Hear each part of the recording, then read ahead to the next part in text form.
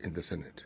The Embu case went to the Senate. Senate agreed the MCAs. Yes. Embu governor went to court. First time. Second time, MCAs revived the impeachment. Went to the Senate. Senate did the same thing. Agreed. Court did the same thing.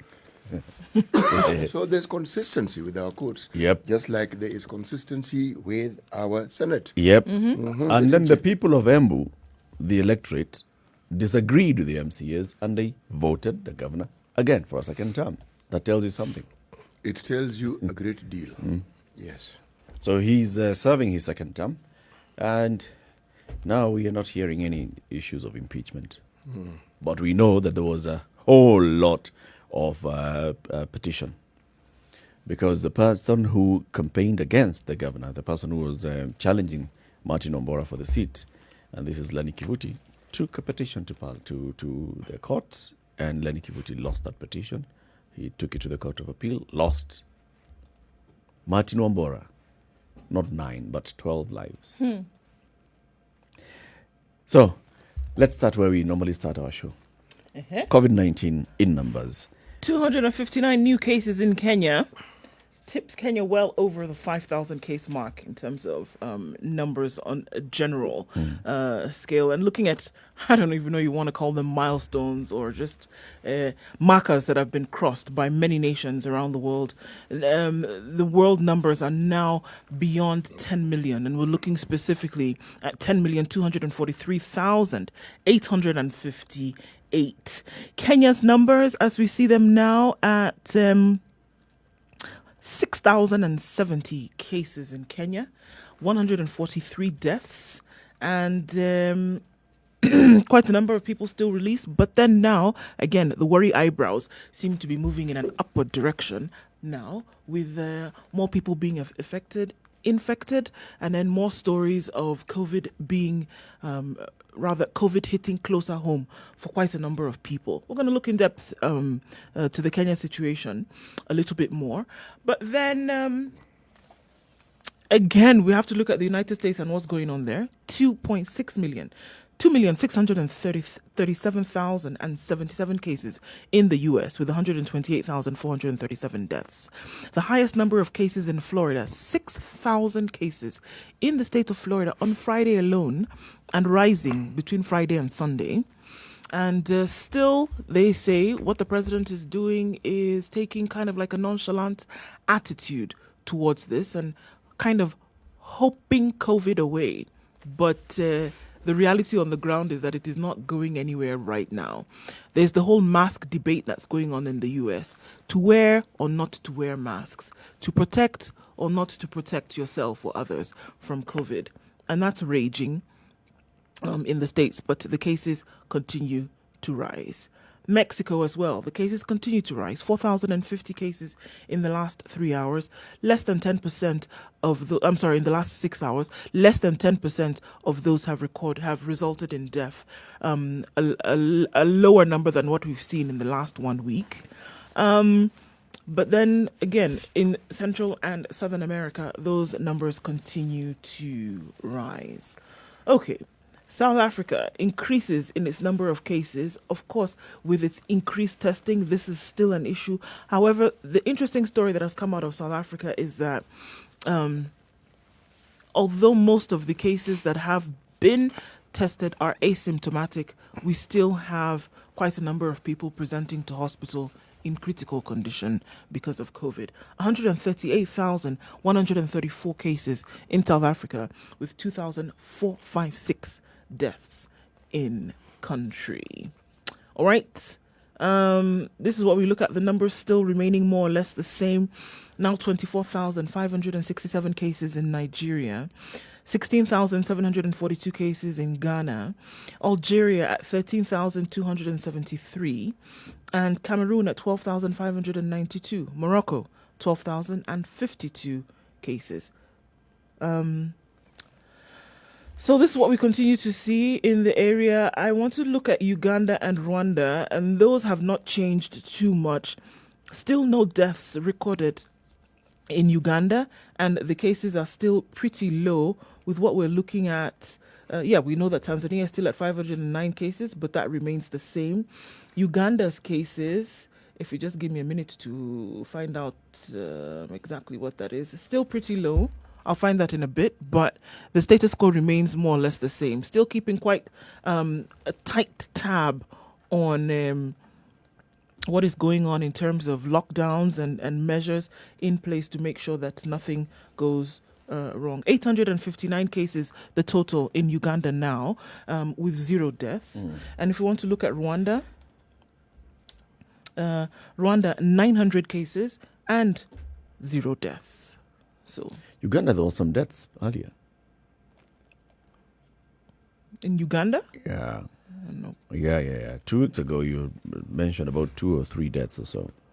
There had been deaths in Uganda. No, there had been deaths in Rwanda. We talked about an increase of cases in Uganda, but there have been 0 deaths in Uganda. Let me ask a and question. 2 deaths in Rwanda. In Tanzania, we know because it has been reported that the president claimed so. The matter of the results is not open to public scrutiny. Meaning, you can't simply ask if you're a foreigner, what is... What's the status of... and you will not be told, not necessarily, correct? Yep. In Uganda, is it a similar situation? In Rwanda, is it a similar situation? They announce. The difference between those, it's like day and night. In terms of Uganda, actually, the president himself comes out and gives a status update and says, this is what we have so far, and these are the measures that we are taking. Increasing restrictions or reducing restrictions. Similar case happens in Rwanda with the Prime Minister himself releasing statements on what's happening. Why I bring this up is because one of the things that happened to Uganda, on this continent, one only saw it in South Africa, the ravages of HIV. How it decimated populations and decimated families and more or less rearranged the social order in many, many places. Yeah. So these are people who understand that anything called an epidemic is not something you joke with. You take it as seriously as you possibly can. As I say, as seriously as a heart attack. Tanzania didn't have that problem. So they don't know. They actually don't know. But this is the thing. You don't need to have the experience to know. You can learn from others. You can look. Look and see. And in fact, learning from others, should we say, is a wiser thing, because you realize if our friends went this way, then this is something we must avoid. Yes.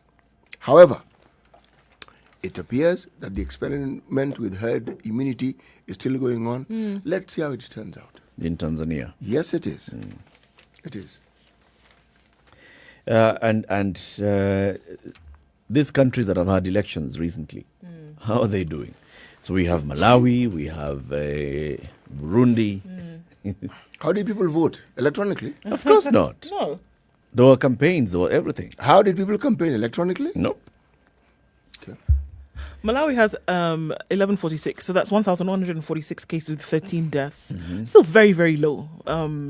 If we're doing any kind of comparative analysis with the rest of the world. And how many people have been tested in that country? It would be interesting to know how many people have been tested on a whole, and find that out. If you just want to look at the numbers off the top of it, though, however, Burundi is still also recording quite low cases, with 170 cases in Burundi and 1 death. Remember, some of these high cases we keep hearing about in the States can be directly related to the vigorous testing that they do. Yep. Oh, I think that goes without saying. It is. That, they're testing quite highly. So they have a fairly accurate handle on what is actually going on. If you are not testing vigorously, one could say that you are basing your entire thinking on false hope.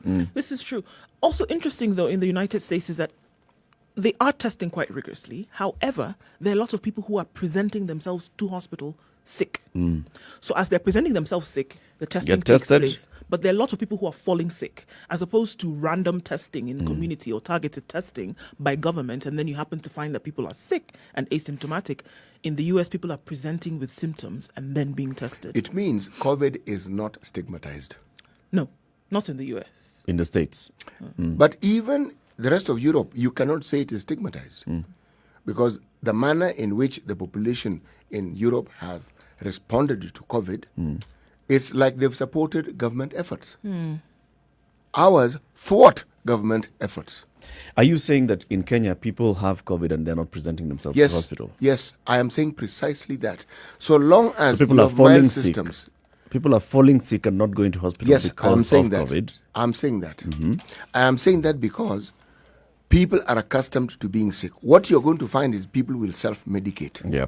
Because all the indications, all the symptoms that we've been told about COVID are symptoms that people are used to. Yep.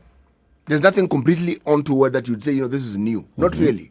It's only when it is advanced, then you'll have symptoms that should be alarming if you're aware. Yeah. But so long as it isn't alarming, cold, headache, people encounter those things and they've been encountering them for a long time. Is what people are doing now different from what they've been doing before COVID? Self-medicating, looking at the symptoms that you're getting, and you're saying, "I could self-medicate. I will not go to hospital unless." Is that not our health-seeking behavior? It is. Even It is. before It COVID. is our health-seeking behavior before COVID. So long as the symptoms are things that you feel you're familiar with, you self-medicate, or you just sort of like tough it out. Yeah. Until it gets worse. When you feel very, very sick, That's when you go to hospital. that's when you go to hospital. All right. So in the States, people are feeling bad and going to hospital. And going to hospital. Yeah. Their health care And I can seeking behavior is imagine different. they're all, or maybe also they're trying to do all those other things, trying to take the malaria medicine, trying to swallow Jik and the rest. They're doing everything before they go to hospital. Good Lord.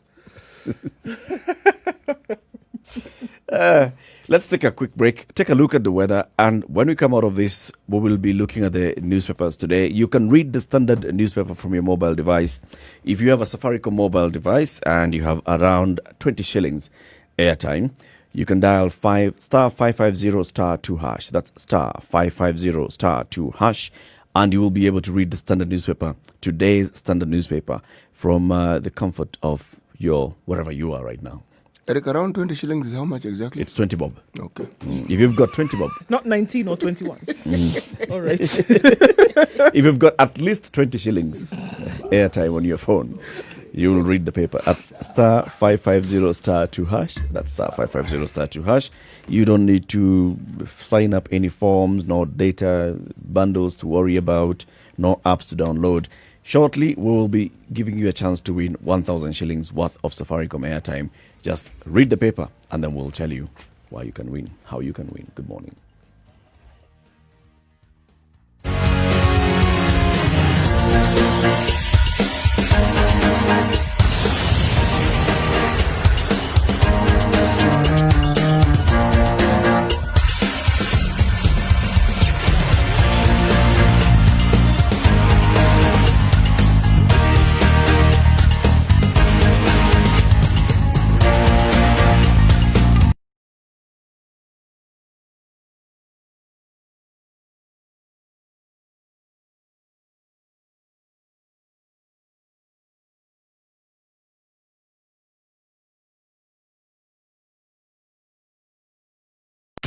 "24/7 around the world, non-stop. This is Spice FM.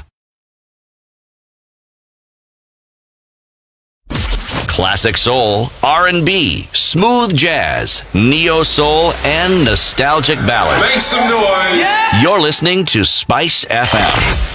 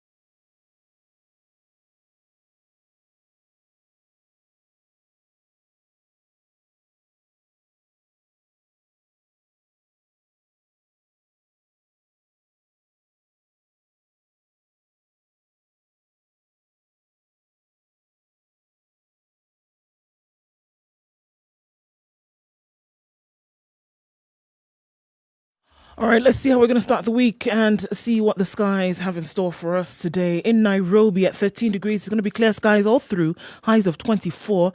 Taking a look then into Nyeri today, where 22 will be the high and showers will come down through most parts of the afternoon. It's clear skies and sunny conditions in Nakuru this morning, 23 degrees the high and lows of 11. In Eldoret at 12 degrees, clear skies all through, 22 degrees, the high and lows of 11. Kisumu is pretty cloudy this morning at 18 degrees. We'll see highs of 28 and lows of 19. Kakamega is partly cloudy at 16 degrees, highs of 25 and lows of 14. It's 25 degrees and partly cloudy in Malindi, highs of 29 and lows of 24 today. It's going to be clear skies and sunny conditions in Mombasa, highs of 29 and lows of 24. All right, let's skip out of Kenya now. And in Kampala, 19 degrees and mostly cloudy, highs of 26 and lows of 18. And in Dar es Salaam at 23 degrees, we'll see highs of 32 and lows of 22.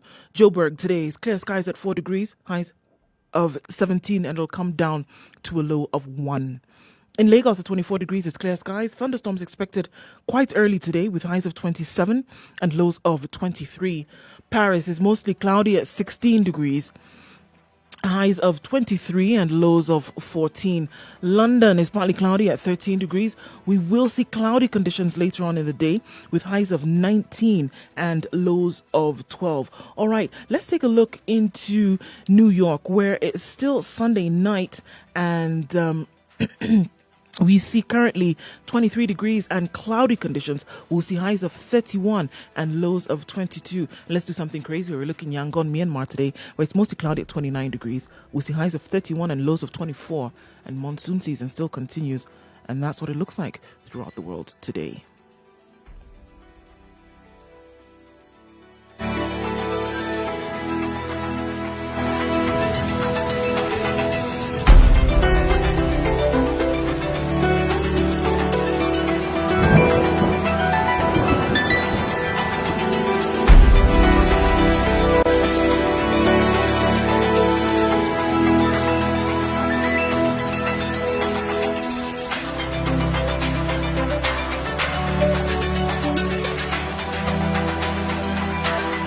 Minutes after 6. Sweetin Muga. What is today's problem? Today's problem is when you befriend a chief, remember that he sits on a rope. Why does a chief sit on a rope in Uganda? Repeat it. When you befriend a chief, remember that he sits on a rope, as in precarious. So therefore, so long as he is chief, you might enjoy the benefits of his chiefdom or his chiefship. Mm-hmm. Should he fall from grace? it doesn't last long. Not really. It could go either way, the blink of an eye. And should it go the other way, then whatever benefits you have will head in that same direction. Hey, okay. Okay. Do you want to win 1,000 shillings worth of free Safaricom airtime? Just dial from your Safaricom mobile phone star 550 star 2 hash, and with at least 20 shillings worth of airtime, you'll be deducted 20 bob, and that will be the cost of the Standard newspaper. Now, to win this, just call us 0719 012 600 and tell us the headline of this story. It's on page 8 of the Standard. What's the headline of this story? A trader who conned Kitui South MP Rachel Nyamai 10 million shillings on a promise of selling her a piece of land in Karen has been declared bankrupt. This man is, according to Lady Justice Maureen Odero, James Mbaluka has been declared bankrupt for failing to refund the MP her money and ordered that a receiver manager be appointed to manage his properties until the full amount from the MP is repaid. Having failed to repay the full amount owed despite a court order, I am satisfied that James Mbaluka be adjudged as bankrupt and the court appoints the official receiver manager. So Mbaluka was among several suspects who were charged in court with a controversial transfer of the 134 acres piece of land in Karen, some prime piece of plot that belonged to late businessman Horatius Dagama Rose. It was the disputed land that he attempted to sell to Nyamai in July 2014 in the pretext that he could help her acquire a portion. The MP, through lawyer Angela Mwadumbo, told the court that she wanted to purchase land in Nairobi and had met Mbaluka, who promised to help her get it. The MP waited for him to procure necessary documents, but he would come up with excuses as to why he could not get them until she decided to rescind the agreement and demand a refund. So now, 10 million shillings debt has made a trader be declared bankrupt by the courts, and his property has gone into a receiver manager who is going to find ways of securing his 10 million shillings to the MP, Ms. Rachel Nyamai. So, page 8 of the Standard. What's the headline of the story? What is the headline of the story on the page 8 of the Standard? 0719-012-600 between now and 7 o'clock. You stand a chance to win 1,000 shillings worth of free Safaricom airtime. What other headlines can we look at today, Ndu? All right. It's panic in Parliament as COVID-19 strikes MPs and there's a scare. Fingered as one of the weak links in the fight against the virus, MPs schemed and counter-schemed political plots the whole of June. And now COVID has struck at the core of the House, sending legislators into panic. Okay. So apparently there's an issue here. And I'm going to give you details of that story. Anxiety has hit Parliament after 6 legislators tested positive for coronavirus. The lawmakers are admitted in different hospitals in Nairobi, with one said to be in the intensive care unit. Meanwhile, sources revealed that many other legislators who had come into contact with their positive colleagues rushed to get tested during the weekend, raising fears that the number of the positive cases could rise once their pending results are released. Yep. Among those said to be in hospital is a ranking member of the National Assembly, who by virtue of his office is feared to have exposed himself to many of his colleagues, with confidential sources indicating to the Standard that more than 20 legislators had gone for tests after learning of his hospitalization. Wow. Okay. So, we already know that it has hit State House. It has hit the judiciary. It was, just a matter of time before you look at what's the other place where you have congregations and gatherings in a public institution. And of course, the Parliament is one of those. So it's a sad story to know that one of them is in ICU, and we wish whoever that person is quickest of recoveries, right? And it also brings us back to measures that are being taken. Publicly, when you watch parliamentary proceedings, you actually see that they are doing a lot to observe the measures. A lot is inside the chamber in terms of observing physical distancing where they sit, in terms of regularly and constantly disinfecting the surfaces. You see the parliamentary staff coming whenever somebody has actually gone to speak. They come and disinfect that. They go and disinfect the seats and the speakers, even the mace itself before it's touched. So they're doing all those measures. They're putting in place all the measures to avoid contamination or contracting the virus. Right. So probably you still can also look at it from when they get out of Parliament. Where do they go? Yes. And do they still behaving? observe the same measures? Parliament as an institution may be doing all these things, but the individuals who go into these parliamentary chambers may not be following the measures. And that's why I think whole collectively as a country, that's what we are facing. I think it's just a mirror of what we do. Yeah, could be. Well, more or less in the same vein, still on that story. Sitting in prison 1 year into her sentence, Elizabeth Adisa, 23, thought life as she knew it was over, at least for another 3 years. And she had been sentenced to jail for child neglect sentenced to prison in July 2019. Now, to her shock, she's walked out of the prison gate, having served just a quarter of her sentence. And there are many others who have also gotten this favor, and this is as a result of 4,000 prisoners to be released by the government to decongest prisons in the wake of the COVID-19 pandemic. So this is something that they had told us a few months ago that they were going to do, and we've seen that it has actually happened. Quite a number of people with different stories have actually been let out of prison, and because of the fact that they're trying to say that this is another hotspot that you talked about, Eric, where it's likely to see high levels of infection. So this has started around the country from different units. And we see that people now are being allowed to go home. And these are now some of the offenses which, could be seen that you could rehabilitate outside of prison walls. So then, of course, COVID has brought that about. Then goes to question is that some of the cases that are actually in prison, if they're absolutely necessary for them to be in prison, or could there have been other ways for rehabilitation? That's another conversation that could pop out of this.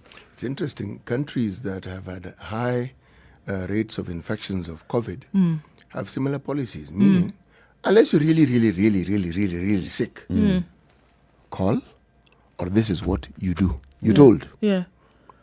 Do this, do the other. Hospital is for the genuinely and extremely sick. Yeah. Prison, this lady was, what's her name again? Elizabeth Adisa. Child neglect. What are you jailing her for? Right. Exactly. Putting her in the same place as, a murderer, for example. Yeah. What is she being jailed for? Again, do we have facilities where you can, should we say, rehabilitate the person? Right. What are the circumstances that led to this neglect? Again, circumstances are never looked into. Not really. It raises a big issue here. I think also the judges and magistrates have their hands tied. They do. But, and this is something that the former CJ had started having a conversation about, alternative dispute resolution mechanisms and strengthening those, and seeing also non-custodial sentencing of people. Because we are filling up the prison services, our correctional facilities, with cases that don't necessarily need to end up there. How can we have other non-custodial sentencing happening? How can we punish people? How can we say that, well, you shall be going to visit the local chief or parole Community officer service, this long, probation kind but of then thing. you do community service. How shall you serve this? How can you serve your sentence without necessarily being behind bars? A conversation that he started, a conversation that starts going somewhere, but then Dies. they seem not to have cracked it on what's the solution. Our to this. correctional facilities, as we call them, are they really correctional? No. No. What kind of rehabilitation actually They're takes not place? rehabilitation. They're not. Because then, quite a number of studies have been done about people who have been there for a number of years and what their state is while they're still there. And then number of people who have come out. And then you ask yourself, has this person actually been put back into society better as a result of the time that they spent locked up? And unfortunately, the resounding answer has been no. How many countries in the world actually do have correctional facilities where people go in and they come out Better. There are very few. And again, I'm going to go to the Scandinavian countries because that's where it actually happens. Of the very few on the globe, it actually happens there. Until you have some people. We had one famous story out of the US where a lady had been jailed for 20 years and she came out and she said, you know what? I have nowhere to go. So I'm going to ask that you take me back. In one story that came out of Sweden is that this gentleman had been in jail for 17 years and he actually came out much his and as is the story for quite a number of people, much better, thinking on a different scale. And this is the thing, thinking, not just doing, the outlook towards life, the mental, your mental social capability actually then changes. Came out with two degrees, then was able to practice, went back into society, then as a community worker. You could see the difference between when they went in and out. And it also happens, in spaced out cases, even in Kenya, where somebody actually goes to prison and they come out and they tell their story and they go around saying, this happened, I went to prison, I came out, I decided to change. But it's not that the system is wired to encourage you to change. You actually go in there, you get out worse. Hardened. Yeah. More hardened than you were when you went in. Worse than you were before. 24 minutes to 7 o'clock. This is the Situation Room, Kenya's biggest conversation. Taking a quick look at traffic, what's happening on the roads this early morning on a Monday morning. And then the conversation continues. We're looking at what's been covered in the newspapers, what happened over the weekend, what do we need to look at coming into the new week. Good morning.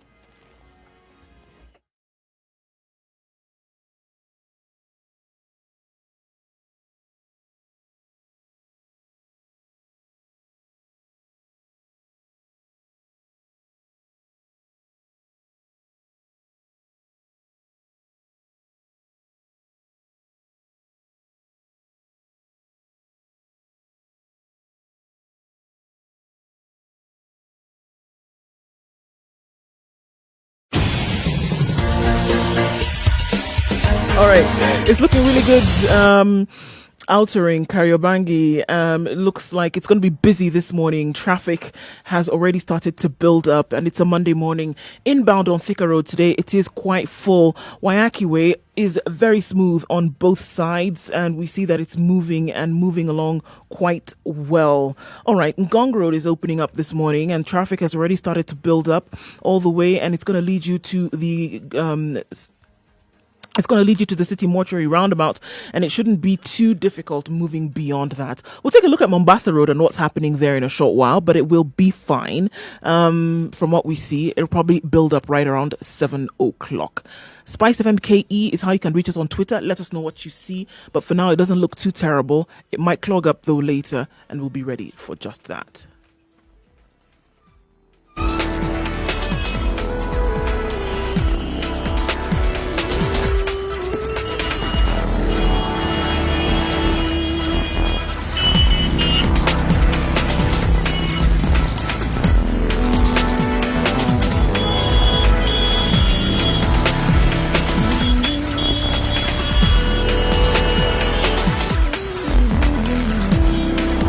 Alright, remember you can win 1,000 shillings worth of free Safaricom airtime if you dial star 550 star 2 hash on your Safaricom mobile, and for just 20 shillings you'll be able to read today's Standard newspaper. So for you to win this 1,000 shillings worth of airtime, we just want you to tell us this story on page 8. What's the headline to this story? A trader who conned Kitui South MP Rachel Nyamai 10 million shillings on a promise of selling her a piece of land in Karen has been declared bankrupt because he could not refund the 10 million shillings that she has received from him. Yeah. So this is what we are asking this morning. Bosire in Rongai, good morning. Good morning. How are you, Bosire? I'm very fine. How is the Republic of Rongai? We're just doing fine here. Okay, very good. Now, Yeah. Bosire, you want to try answering this question? Yes. On page 8 of the Standard, what's the headline of that story? Trader declared bankrupt over MP's 10 million debt. Very good. Trader declared bankrupt over MP's 10 million shilling debt. So who are the characters in the story? There is an MP. And there's another trader over there. There's another trader over there. Have you had a chance to look at that and see who the trader is? I haven't really gone through the paper. Okay. So, well, the trader, what's the name of the trader, Ndu? James Mbaluka is the name of the trader. And the MP's name is, of course, Rachel Nyamai. And then the other character in the story is Lady Justice Maureen Odero. Yeah. Yep. So those are the characters in this story. Okay. Yeah. So, well, congratulations, my brother. Thank you. 1,000 shillings worth of free Safaricom airtime is coming your way. You'll speak to our producer, John. He'll take your details, and you'll receive your 1,000 bob. And you can go back onto that link, star 550 star 2 hash, and just do a monthly subscription. Yeah, thank you. And then you'll be free. And tomorrow you can try again and win another 1,000 shillings. Thank you. Have a good day. Have a good day. Same. All right. There's a situation with Kenya's biggest conversation. Tomorrow, you stand a chance of winning 1,000 shillings worth of Safaricom airtime. Remember, just to access this is star 550 star 2 hash. Hey. What is it? Okay, so other headlines, all right? We have a new president in Malawi, and everybody's congratulating this new president. Who is this new president? Well, it would appear that everybody is congratulating him. Lazarus Chakwera for his victory in the just concluded presidential elections. He defeated Peter Mutharika with a 58.57% of the vote in last Tuesday's poll. They were announced by the Electoral Commission on Saturday. And Senator Gideon Moy has said that Chakwera deserved the victory. He expressed his gratitude to the president on behalf of the late president, Daniel Arap Moy. As to celebrate this victory, I quote, "I wish to express our gratitude to him on behalf of the Moy family, having stood with us when we lost Mzee in early February this year and having attended the funeral at Kabarak." Chakwera is he's the flag bearer of the Tonse Alliance and the leader of the Malawi Congress Party. And they campaigned vigorously on the platform of unity in the midst of diversity and placed premium on enhanced provision of social services such as healthcare, water, education, and infrastructure, among others. He's touted to be the new messiah of Malawi, from what we are hearing across the country. Everybody's saying, look, we of course understand the history behind this particular election. There was a petition. It was a repeat election. Yeah. It was a repeat election, yes. There was a petition. They went back to the polls. It was repeated. And now President Chakwera won. And it's saying that, everybody's saying that, look, this is the guy who is going to lift the profile of this country. It's the been man is long a preacher. awaited. Yeah, and there's Messiah for a reason. Yeah. Assemblies of God. Actually, he is, apparently he's even lived in Kenya. He's taught at that college in Buruburu. What's it called? East Africa Theology College or something like that. It's one of those very prominent, just as you get into Buruburu. The headline on one of the dailies in Malawi yesterday, Nation on Sunday, Lazarus rises. Zambia had a leader who had similar credentials and a similar background. Turned out to be an utter and a complete disaster. Belly up. Belly up is what happened in Zambia, unfortunately. The Malawians can only hope. He wasn't an ordained minister. No. But he was born again and then some. But somehow... The some bit was his undoing. Yeah. He should have just let it on the born again bit. He somehow...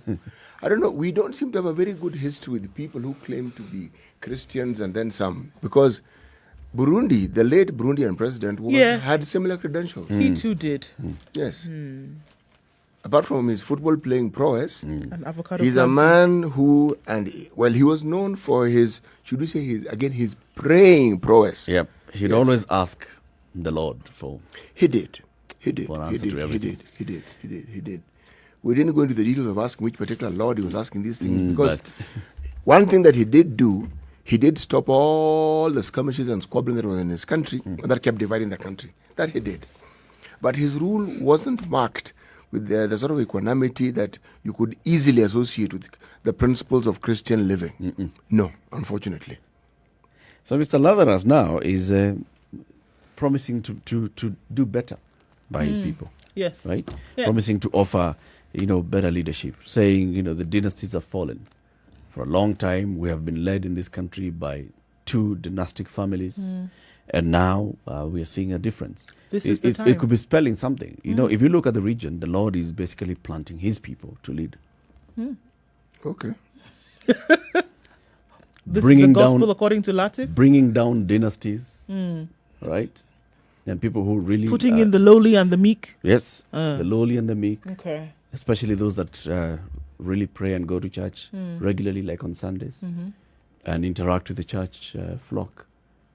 It's happening in the region. Yes, we see what's going on. East and Southern Africa is leading the way. Yeah. It'll be interesting to see how this all pans out. Watch ye, their signs are coming. We're going to look at this more in depth, that's for sure, and to see what is going on here. And it's it's odd. The founding father of Zambia himself was Christian, but he wasn't in the league of Chiloba. He was just known to be Christian. He was president, and he left the presidency and got on with his life. Yeah. Chiloba, on the other hand, was fiery. My friend, there too. Chiloba had presence. He had, let me say, what he lacked in height, he made up for, I think, in presence. Yes. In everything else. Even if you didn't see him, you felt him. He's not someone you're going to actually ignore. But the point I'm trying to get at is this. It is one thing to lead a church, because this is a congregation of people who share, by virtue of their being in church, they share certain beliefs with you. And there are certain common rules that everybody understands you must abide by. Running a country, a little different. It is significantly different. Significantly. And the pressures and the expectations, sometimes I think, if I'm to be fair to these leaders, they expect of a human in human things or unhuman things or things that are beyond human ability. Or because you expect this person to perform miracles. He is a person, he is a man. Also comes from the fact that sometimes these folks come out and make these, professions of miraculous intent. They do. They come out and say, I'm because going to do this their fantastic background, if you come, let's say, from a preacher's background or an evangelist, your outlook towards things is one thing. You may even enter politics with that thinking, and you will have people who follow you. The practicality of it. Remember, if I'm a preacher, I don't really have to provide a ready solution.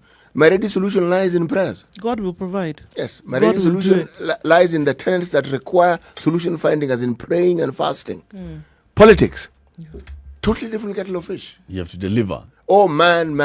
You can't tell people, wait, God and is going you to are answer. dealing with people who don't share your faith, who don't share your convictions, and whom you have to work with. And people, when you tell them that, God is going to answer, they'll tell you, bollocks. Let's get this show on the road. So you're talking about which president of Zambia again? Kaunda was a Christian, but not as far as Chiloba. Chilu. Yes, Chiluba. They call him Chiloba. Yes, he said I'm Chiloba. confusing him with this gentleman who headed our electoral election. Yes. Okay. Now, one could argue that there are certain individuals who give the faith a bad name. Because, and it's not, in my opinion, that they're bad people. They get into a job and they're not fully prepared for what they're going to find. They think it is something, it's a walk in the park where you're going to talk Christianese and you're going to talk about the things that you expect God to do, but God expects you to do certain things as well. It would be a very nice thing if you actually had somebody who had serious oratory skills like a preacher, who is able to convince people to follow a certain path, being able to deliver. Being able to deliver it would be a very nice mix. In ensuring that because you'd be able to actually rally the people around the cause. You are able to preach to people, you're able to convince people. If you're able to rally the people around the cause and you actually mean it and you're able to deliver, oh my goodness, can you imagine where Malawi would be? If only you then understand that there are people called bureaucrats and people who actually get things done, and these are people who can actually get things done. And if you can also convince them to do the things that you want them to do. Yes. But if you think it is you who's going to get those things done, Forget about it. Ole.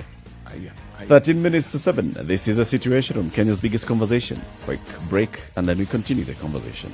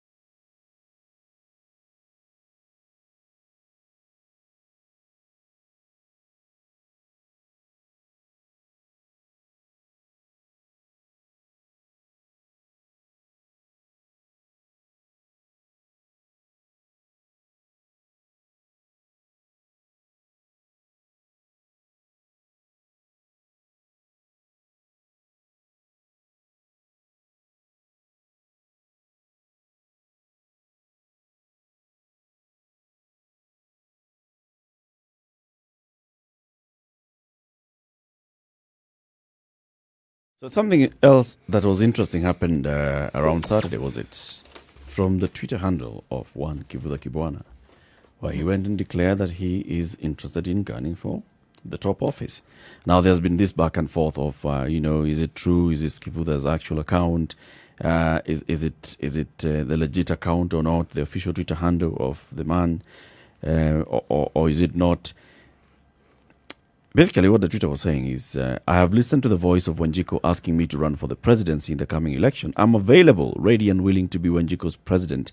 We'll go all the way to the ballot box with Wanjiku in 2022. We must ensure devolution works for our communities. Now, since then, he has tweeted again, I'm overwhelmed by your reception of my presidency announcement. We're in this together. To the end, we shall shape everything together. And then again, 7 hours ago, thank you, Kenyans, for the overwhelming support towards our joint presidential bid. Many have graciously offered to co-own the campaign. We shall co-create our winning strategy. Davis versus Goliath battle is looming, and God is on our side.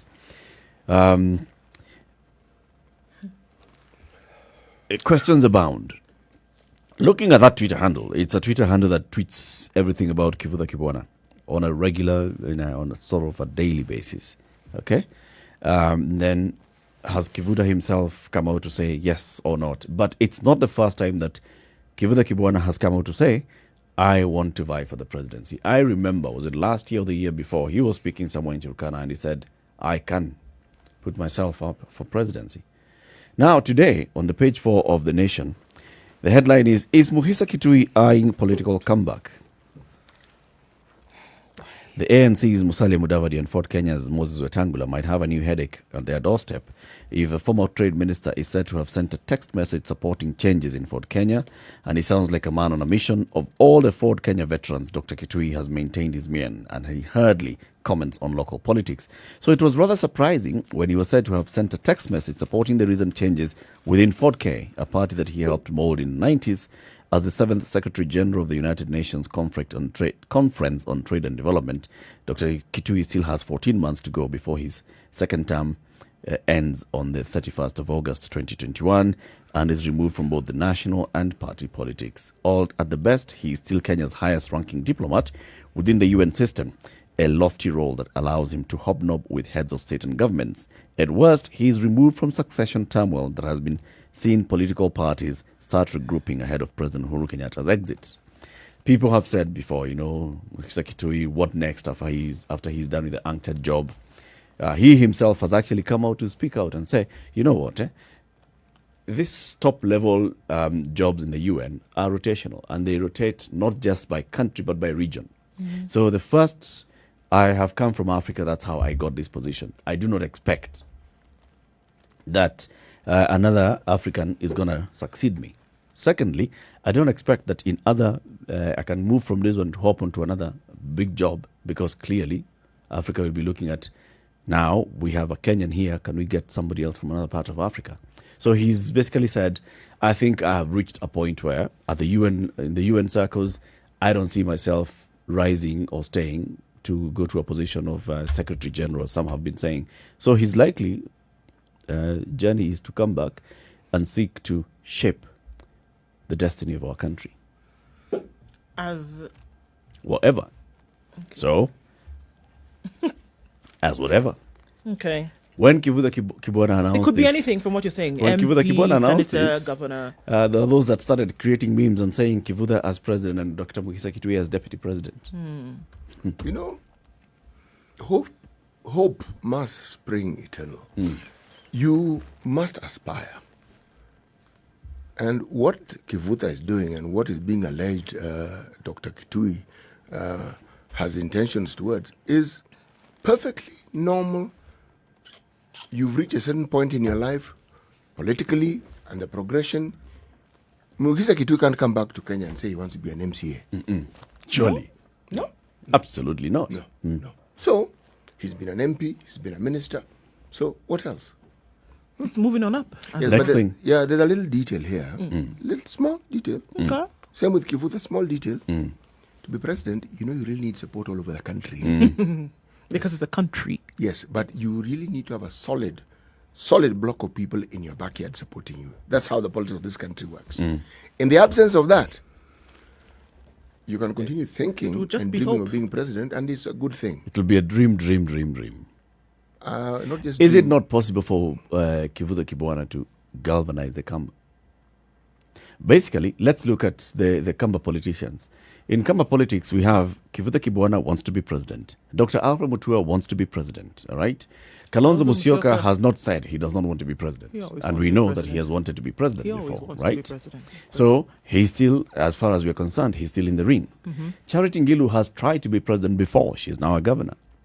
All right? We don't know whether she may have aspirations of wanting to be president. Those three governors have come together, have coalesced, and they have formed some sort of,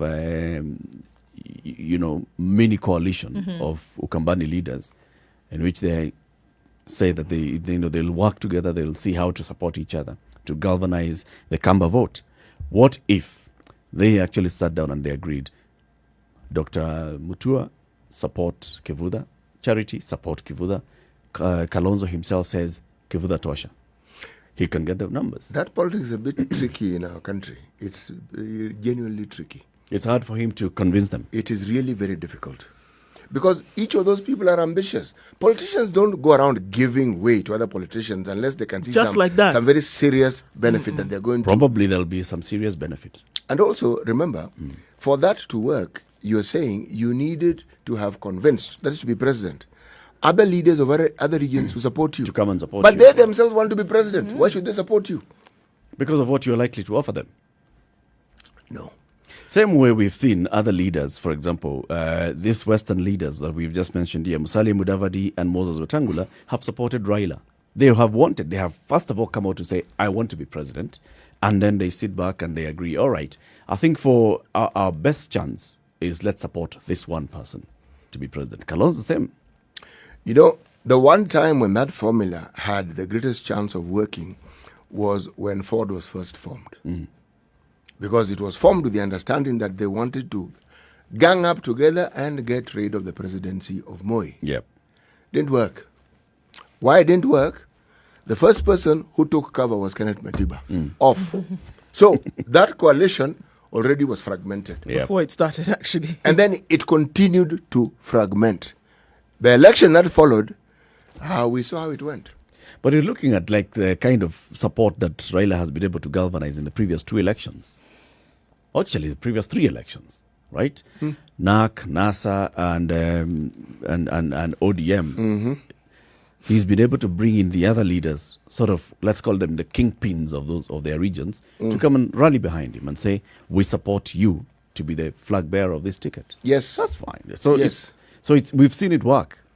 And now we keep hearing from all Raila supporters that, he commands about over 40% support across the country. Some argue it goes to over 50%. But yes, it's substantial kind of support because we have leaders from other regions. So in essence, supporting what him. you're saying is if Raila supports Kivuta, then his chances of the presidency is very high. No, if other leaders support One Kivuta the plus one same is way they two. have supported Raila, he has tons of chance. And with Raila still vying for that same seat. No. Well, with Raila still vying for the same seat with all the other Well, it supporters. will be an interesting scenario. But it is not a complicated scenario and it's not also difficult to tell. You know why? There's something called precedence, all right? People tend to gravitate. The Mwananchi, and the Mwananchi makes this decision, and it doesn't matter how much politicking you do. They tend to figure out, where do I think power is actually headed towards? Where do I think it's headed? And so long as there seems to be some indication that power is headed in a certain direction, that's where they'll gravitate towards. That's where they'll go. That's where they'll gravitate towards, believe me. If there's a Raila-Uhuru alliance, those other alliances have an uphill task. They'll put up a formidable fight. They may put up a fight. Whether it's formidable, I doubt. Because you're talking about a sitting president who is vying for a certain position and is aligned with one of the strongest opposition leaders this country has ever seen. Acha tuone. Coming up to the top of the hour, remind us today's proverb. from Today's Uganda. proverb is, when you befriend a chief, just remember one thing. He sits on a rope.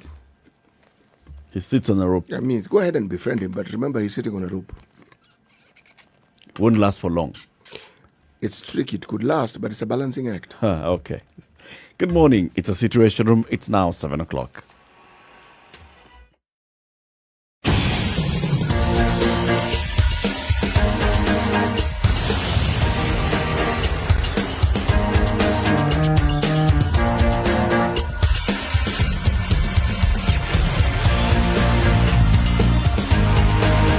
All right, if you're on Mombasa Road and you're heading towards Cabanas, please know that there's an accident that has happened at the Imara footbridge. Within 4 vehicles already this Monday morning, and that means that traffic has tailed back all the way to Cabanas, and then moving forward is going to be a bit of a tricky situation this morning. So if you're coming in that direction and you're stuck, that's why you're stuck. Trying to get that accident cleared out of the way this morning. All right, looking at other parts, and Ngong Road and Langata Road moving smoothly this morning. A little bit of a hold up at the respective roundabouts. Coming off of Thika Road into the city centre, traffic inbound is quite high this morning. A lot of people coming back into the city from this direction, as usual. Right around the Pangani underpass, it'll move a little bit slower as you now have traffic joining from Kiambu Road and the Muthaiga corner. Beyond that, it doesn't look too terrible in other parts. The eastern and southern bypasses are moving along quite smoothly this morning. We'll look out for what might be an issue that might keep you stuck, but for now we don't see anything of that nature. SpiceFM KE, that's how you can reach us on Twitter. Let us know what you see. It's a Monday morning and things are bound to get a little bit crazier as the minutes tick by.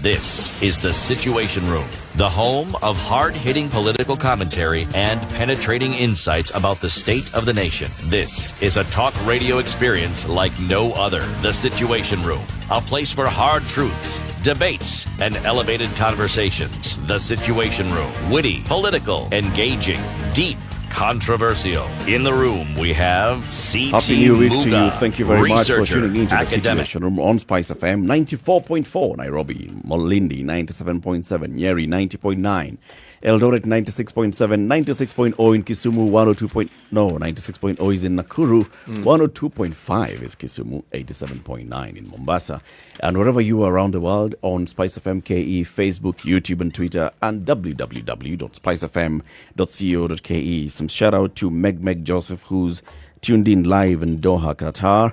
Lawrence Karia and Sospita Muruli. Sospita says Sospita is in Kayole. And Paul Onyango tuned in as usual. And then we have greetings from Yangon with the handshake. Ugo Oko. Mm-hmm. This is your sister. Yeah. She's in Myanmar. Right. Bama Market. Upper two. Just here. Okay. Bama Market. Yes, yeah. You have to do it the Kenyan way. Yeah. Just here. Okay. Use your lips. Yeah. Good morning, Ugo. All the best. So, let's talk about some very serious stories that have been covered in the paper today. Okay? I'm going to read 2. I'll read 1 and then we can look at the other one. First one is a suspected serial killer who's been arrested by Nyandarua police. They arrested a suspected serial killer believed to be behind the killings of mothers and children in Oljoro Rock constituency. A 27-year-old man whose real name police believe is Jason Karaoke, but was found in possession of multiple ID cards, was arrested moments after he dug a tunnel in the house of a victim and made his way inside before escaping when she raised alarm. Dug a tunnel, made his way inside. She saw him, raised the alarm, escaped. The victim identified him and reported to a police station. He was arrested a few minutes to noon yesterday at his house. Police say that they had made a huge stride by the arrest, which comes just days after top security officers visited Nyandarua and Laikipia counties after months of concern over the rising cases of women and children murders. This visit by the Interior Ministry officials culminated in the transfer of top police officers in the area. The transfers are suspected to have been occasioned by the rising cases of crime, such as murders, cattle rustling, and robbery. So, in Oljoro Rock Sub-County Police Commander Wanyama Nyongesa says the suspect moved to the victim's house at about 3 p.m., entered through the tunnel, but she heard him as he walked towards the bed. She suspect it should have been 3 a.m. She pleaded with the killer not to harm her and the children while also raising alarm. The suspect escaped, but the woman was able to identify him. She led the police to the suspect's house where they recovered crude weapons used in tunnel digging and murder. Police recovered 6 mobile phones that the suspect could not account for, which are now with detectives. Investigations are seeking to establish whether the suspect is behind the spate of killings and whether he operated alone. This is a case in Oljororok, Nyandarua. We also know that police are holding somebody in Nairobi suspected of the same thing, murdering women. Was caught on camera from living with a woman at a club in Nairobi. That woman was later found dead. Another decapitated body of a woman was found somewhere dumped, and police came back and they found this a lot of paraphernalia and bloody things in this man's house in Buruburu. Man is arrested, investigations ongoing. This is crazy. Now, the one that is even more serious is this story of a mother who killed her 4 children, okay, in Naivasha. And this is one that is, it's covered, extensively in the papers this morning. 4 murders, a chilling note, and a suspect mother. This is a story of 4 children who were killed on Saturday in Naivasha and were strangled one by one. According to police investigations, the children aged between 8 and 2 were lured into their bedroom where they were killed and their bodies laid on their beds. Their 42-year-old mother has since been arrested and is assisting the police with the investigations.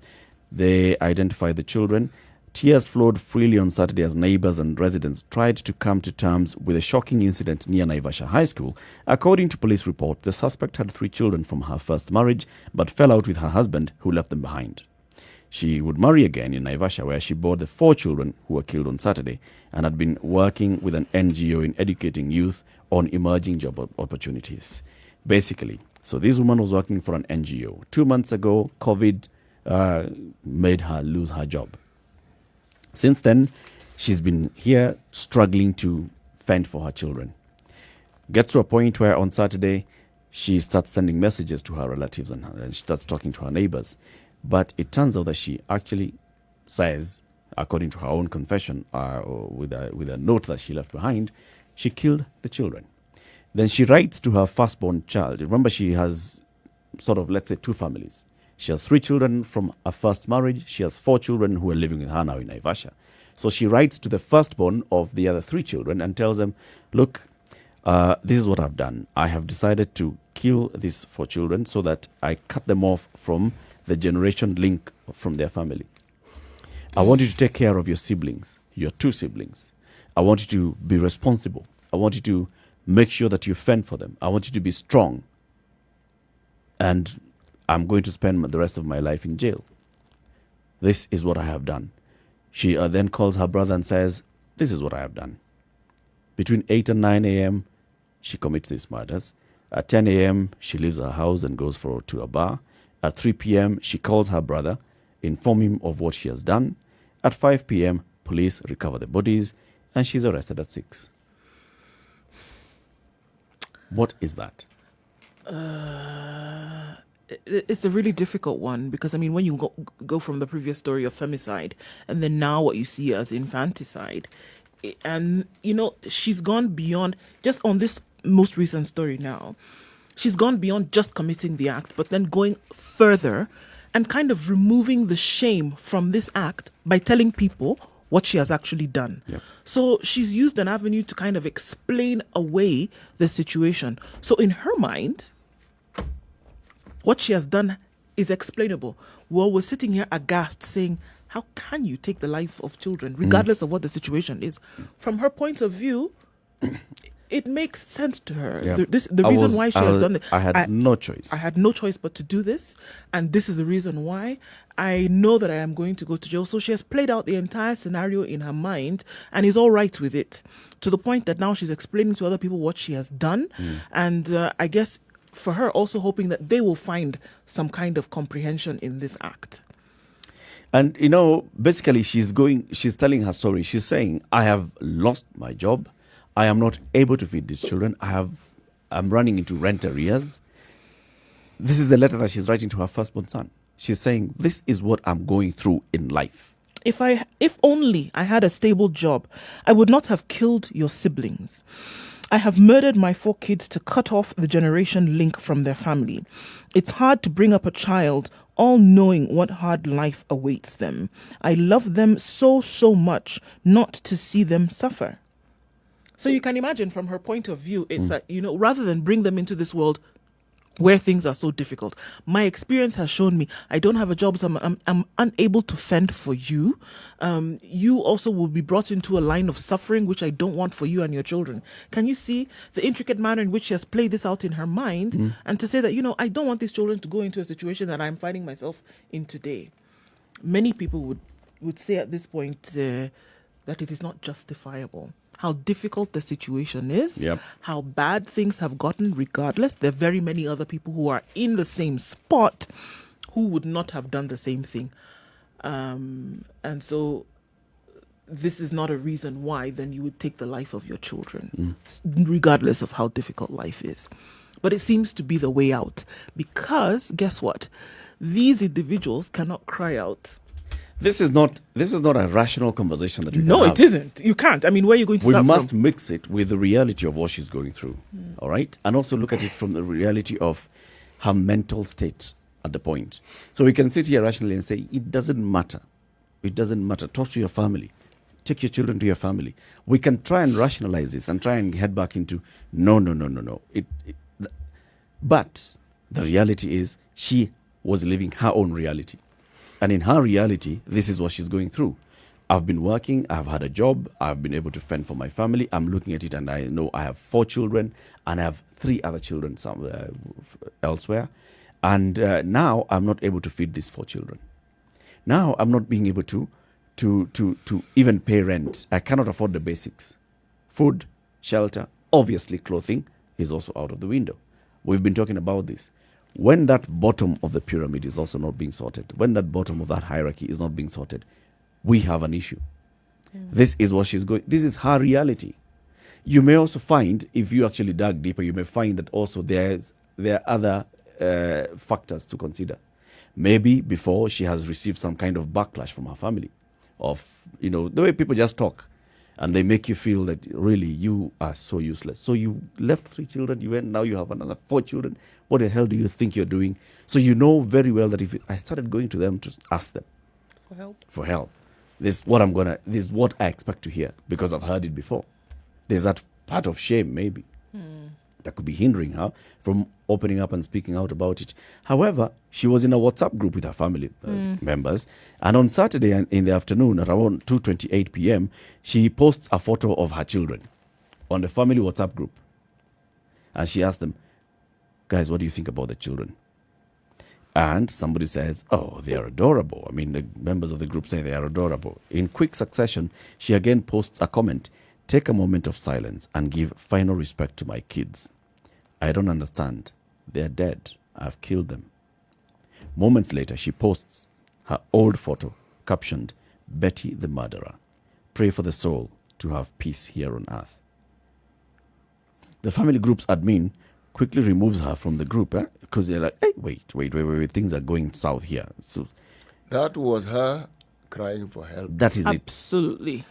That was her trying to pass a message across to those who are close to her. And that reaction tells you how we deal with such things. You say, this one, the head has gone south. Yes, this one, ataleta shida. We're not reaching out to her, actually. We're just saying, No. We ostracize you. Now, what this case here is actually called filicide. And why it is called so? Because now this is a murder. No, not just killing, murder, direct murder of children. And they associate it even with suicide. Sometimes when parents do this, they themselves end up committing suicide. Okay? Now, this one is an interesting twist to it because they, in fact, instead of killing themselves, they end up taking and foreseeing an action for themselves that is almost similar to suicide, meaning their life has come to an end. They don't die, but they're going to be in prison for the rest of their lives. And there's a misery to which they would exist within. They'll punish themselves. Those who look at it seriously decide to simply do away with their lives And that's when they commit suicide. Because in their thinking, they do not want their children to live in this terrible world Yep. that they feel they themselves can't cope in. So their children will also have to leave the world with them. Then there are those who are psychotic, meaning they're actually not well and haven't been well for some time. And they also say that this sort of filicide, it's often found in men, not women. Men are the ones who tend to do this far, far more than women. But this lady, if you look at the life she has led, right? One of the things that she probably had was something we refer to as self-loathing. First marriage didn't work, she abandoned her children. Mothers do not take abandoning their children well. It's rare. It's rare that they do. It's not something that... So you have children in the hope that you can make up for having abandoned those ones. Yeah. But that doesn't turn out very well. Because these ones now are in an even more precarious position, and they're even younger. Yeah, younger. And you are helpless. And the support system that you think you may have is proving to be a system that seems to blame you. Now, this is worse. She's already blaming herself, by the way. She actually without anybody else she contributing. doesn't need your help to add on to it. So the state of mind that is fragile is probably tipped over the edge, because now she figures, actually, where I might get help, there's none. She could have turned to an adult, a brother or relative. She clearly had relatives. She was in a chat group. She was in a chat group with, Yep. When she turns now to talk to her child, the eldest child she had from the other marriage, she feels maybe it's somebody who's her. She brought her to this earth who may be able to understand her So position. she addresses exactly. this person. And yet, it appears that, she called this brother. So after she was removed from the WhatsApp group by the family administrator, blocked out of the WhatsApp group, she realized, okay, so I was trying to pass on a message telling them this, look at these children. What do you guys think about them? Now, I've killed them. She was probably now continuing to share the message. She decided to call this brother and tell the brother, look, this is what I have done. Go to my house. You'll find the key at such and such a place. You'll find the children. Often... This is when now she turns to the brother specifically. And the brother goes there and this is what they find. And now the brother is telling the story of how the brother and the sister, this one was maybe the closer one because they shared some things. They had gotten some part-time jobs. It starts telling the story of how she had been at university. She dropped out in the 4th year of university. She was doing BCom. She engaged in part-time jobs prior to the incident that has left the family lost for words. So since then, she's just been in those part-time jobs. Ask yourself where the father of these 4 children are. Yep. If it is more than one, where they are. Okay? The other thing that often leads to this is in a place where somebody feels either they're abandoned or they've been mistreated, the killing of the children is now essentially to punish you. It's sending a message. Yes, if the brother couldn't help, the brother may not have known just how dire the situation was. But now, deal with the dead children. If we look at this a little bit closer, I don't think that the losing of the job and these other things that came as a result of that, not being able to pay rent or fend for these children, is the trigger for what happened here. I think this was a pre-existing condition that she had. I mean, like you talk about, first of all, it would be then deemed as a failure as a mother. Yep. When the first 3 children, she was not able to continue being with them for whatever reason. These other children that she had, and you think about it in your head, I mean, would essentially replace the others. It sounds crazy, but that's actually how it plays out in the mind. That would replace the other three children. This didn't happen. Enter COVID, and this exacerbates an already existing situation. And we have to point ourselves to the reality that there are very many other people in this same situation who are not speaking out about it, who are maybe not acting out this same scenario, but are very close to an edge that is very, very dangerous in society today. What it starts off with, if you think to the stories we've been told about or what we've read, she was studying in university and studying BCom. BCom, you really need to do very well to qualify to do BCom. Huh? Yeah. It's not one of these qualifications where you need to be borderline. Okay? What made her drop out at 4th year? She's about to finish. Yep. Now, if you don't finish university, one of the things that becomes a problem is you will see people with whom you are in college and becomes of their lives, and if you compare it with yours, that is of necessity a wonderful opportunity for depression. You can actually go through life. The thing about depression, you may not even know you're depressed. True. You don't realize it yourself. No, you don't. But if you consider yourself a failure, or you wonder, but my life could have been different if only I had done this, and that opportunity to do what you left behind doesn't seem possible, slippery slope. And it's a bad one. Yes, and then you have a marriage which doesn't work. So you see yourself as a failure multiple times. Let's look at traffic, weather, and then we come back and continue this conversation. It raises various other mini conversations. The kind of support system that we have from the government, especially during this COVID-19, the kind of support system we have in our society, right? Because it also raises that part. At what point, how far do you want to push in judging somebody, and how far do you want to push in understanding and trying to be there to help someone? 21 minutes after 7. This is a Situation Room. It's Kenya's biggest conversation. We'll open up the phone lines for you to join this conversation as well. 0719 012 600.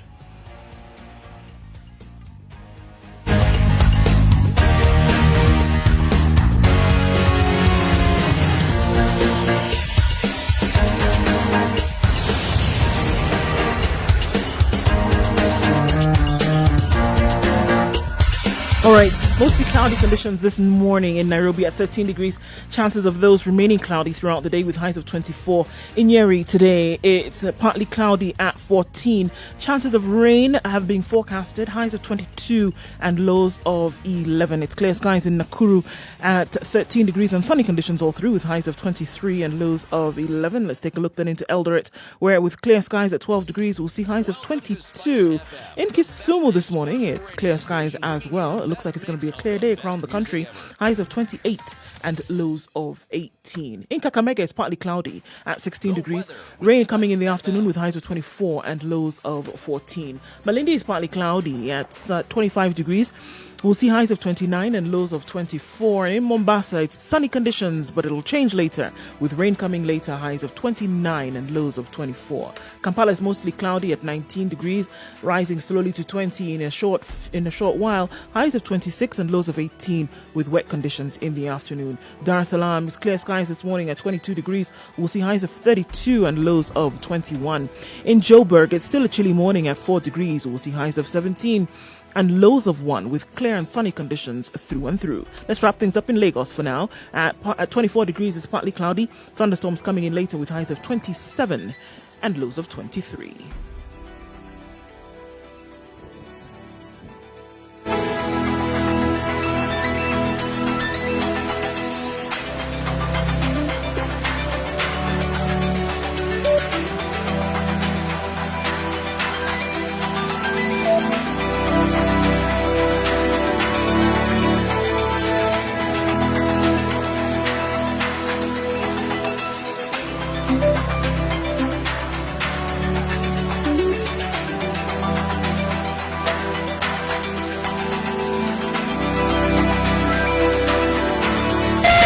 SpiceFM. Malindi loses her job in these COVID times. She has 4 children. She has 3 children from a previous marriage who are in that previous home. She's able to pay rent, electricity bill. She's not able to feed. Mature, intelligent talk every morning. Spice up yourself. That's how. Writes a letter to the eldest son. Mornings done right. 94.4 Spice FM, Nairobi. It's the kind of situation I found myself in. And I want you to be strong. I want you to take care of your siblings. I have decided to kill these 4 so that I just remove them from that generational curse. I just delink them from that. And I want you to take care of your 2 siblings. She reaches out to her family in a WhatsApp group, tells them, look, guys, this is what I have done. The family's group's administrator, by seeing those messages, immediately removes her from the group just so that they don't know, because they don't know what's happening. She calls a brother and says, this is what I have done. I've killed the children. Please go to the house. You'll find a key at such and such a place, and you'll find the children in the bedroom. And that is exactly how the children are found. It's speaking of very many things. It's starting from this point where we are at now. Everything else before COVID, and then COVID happens, and then life becomes even tougher, and the choices that people are left with and what they're doing. The mental situation and mental conditions of all of us as a country in dealing with COVID-19 and the effects of COVID-19. The support systems that we have in our society, in our communities, in supporting one another during this time. And then, of course, the government. And the government's, what we've been talking about, the social protection. Reaching out to those who actually need help and seeing whether you're giving help to the people who all need help, whatever kind of help. Psychosocial support, financial support. Eric, look at just a live example. If this system where if you feel that you fall in the category of those who are financially disabled, you register, and indeed some sort of help is forthcoming. I don't think that people fully understand just how that offers not just a ray of hope, but it offers a ray of sunshine.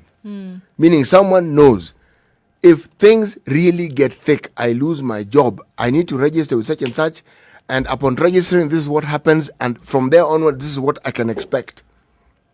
That hope removes that element of helplessness and hopelessness, because it's no longer the case. You have hope, and there's a place you can go to. But here we have a never-ending storyline. So you end up creating a mental disorder where none had existed before. But on the other hand, those, if you look at literature that refers to this sort of situation, they tell you that often with many such people, it could be mild, it could be Severe. overt, it could be severe, but some mental condition or disorder may have existed. And they say sometimes people have split personalities. Schizophrenia may exist. You may be bipolar. Or you may just be in a seriously depressive disorder. But these aren't things that are easily known unless you bring in experts to tell you, no, folks, the situation that we currently have, this is what is bound to bring about. Okay? So to mitigate and to ensure we don't get to the point where people are doing really genuinely crazy things, this is what we need to put in place. There you go. Because that's what's happening, CT. People are really doing literally crazy things. And that's the thing. Last week, we looked at not less than 3 stories in this direction, whether it was a man killing his wife, whether it was a man raping one child and then coming back a week later and raping a sibling, whether it was another one killing her children and then killing herself. We've looked at stories like this over time. And this is the thing, that more and more, and it is becoming a song that is being sung. More and more. And those indicators have been there. Exactly. Even and the justice system has acceptable. reported and said, look, we are seeing an increase in the number of cases that are being reported at the police station and those that end up in court. The justice system reported this from the very beginning and said, we are seeing an increase. We are seeing a trend. And it's the people who study these things, psychologists and psychiatrists, have said, you expect to see a rise in this. The results of what we are seeing in terms of cases of domestic violence and all are indicative of this something that's happening in the society. So this Department of Social Protection and the others, are they not seeing this information? Is it that we are not able now to address this at that point? Because really that's where the issues are. When you see a woman, like now that case of a woman who was in Mombasa, the one who was cooking stones, right? And that's the point when now the government was reacting, because the community has reacted and raised the issue. By the time she's cooking the stones, the situation has already gone out the window. That lady was in the right frame of mind. Of course not. You cannot be. Of course not. By not. the time you're looking at your children and thinking, oh my God, what am I going to do? Let me create the illusion that something is actually cooking. So she was cooking... to create the illusion that food... Stone soup. Yes, stone soup. To create the illusion that something has been cooked that would be... Something is cooking. Right. Eat this. I've cooked it. But you it see, will have by gone the on for a time that while is before now happening- she gets to the next level of, There you go. frustration. But you see, the thing is, by the time you have a physical manifestation of something like that, the rounds that it has played mentally are enough to send somebody to the loony bin. Yep. Enough. Yep. It's enough. By the time she's actually doing it physically, would be indicative of the fact that so much more has happened in her mind by the time she's doing this. Same thing. By the time somebody will strangle her children, One by one, as in one, done. Next, done. Can you imagine what has gone on in her mind? She finishes this act and then goes on to tell people who ordinarily would be her support system exactly what she has done. What happens after that? They ostracize her. They remove her. So when she was crying out for help, like you said, which was clear that is what she was doing, many would say, then why didn't she say, please help me? Unfortunately, it doesn't manifest like that. She's telling you what she has done, not because she's lauding this act, but she's basically saying, help me. This is what I have done. This is what I'm going through. Then what happens, rather than maybe try and understand what is going on here, what may have taken place, you shut her out even further. Do you really think that this individual then would now say that she has gotten any kind of help? She's going to go in terms of becoming an even further recluse. That is what is going to happen. And I'm going to go back. That because we see this coming out to play in the open, that should point us to the fact that this is happening more and more and more, and something needs to be done. We've been crying out about a welfare state for the longest time, even before COVID, and say that there should be something that should be able to buffer people when it comes to a very dire situation where they're working on. Look at country. I mean, look, there's still a long way to go for certain things to be done, but there are many countries whereby you're paid an unemployment check, for example. You lose your job and you have something that you can bank on before you get to the next. Even the basic one of food stamps, just knowing that you can get there's a somewhere meal. you can sleep tonight, get a hot bath and get a hot meal for as long as you need it. That's enough to tide someone over while they're able to then engage their brain. The problem is that you're not in a place where you're able to think, and because of that you're not able to feed, and then you're rendered completely hopeless. And this is what we're dealing with now. The mental state of this country, the mental state of many countries, unfortunately has not been taken into consideration. And it has not been seen as an issue. It has not been seen as a problem. But I continue to say, until and unless we become so whole that we're able to deal with that, then it's going to be a problem. If you're talking about development, we can shout from here until tomorrow if we want. But the people upon which you're going to be able to develop, the people that you're going to be able to lead, the people that you're going to be able to govern must be of sound mind. When you hear the word disease, it's not disease, some virus that has crossed, actually dis-ease. The absence of ease is what causes sickness, is what causes illness. Look at it, study it, wherever. There's something that's imbalanced, there's something somewhere. And if the basic unit is not healthy, the basic unit is not strong, all this other thing that we're talking about is actually futility. 27 minutes to 8, 0719 012 600. 0719 012 600. We turn this conversation now and look at what the government is doing in terms of helping, in terms of just addressing that social protection bit. This is one of those indicators. She has written down and said clearly, I lacked. I was unable. Previously I was able to pay electricity. Now I have a bill of 1,400.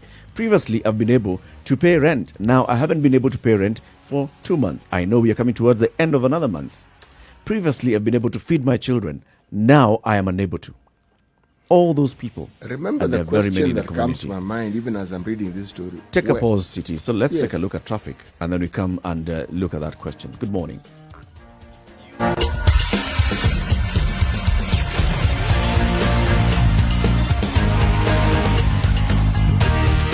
All right, let's look at how things may have changed on the roads this morning before we get back into it. The accident at Limuru Road and Red Hill Junction, that's another one this morning, and that's holding back traffic in both directions, unfortunately. We had another accident on Mombasa Road today, and that has affected traffic going all the way far back as Cabanas, and we're going to see the likelihood of that getting a little bit worse today. Traffic is high inbound on Thika Road, getting into the CBD, trying to get then to Forest Road and other parts of the city. So we're looking at it being a bit crazy this morning. Traffic on Langata Road is actually building up. It's not been there for a while, but this is now going to be increasing as the days go by. Anything else that jumps out at you, please don't hesitate to let us know, and we'll be able to share that info this morning, getting into Monday morning business. SpiceFM KE, that's how you can reach us on Twitter. Let us know what you see.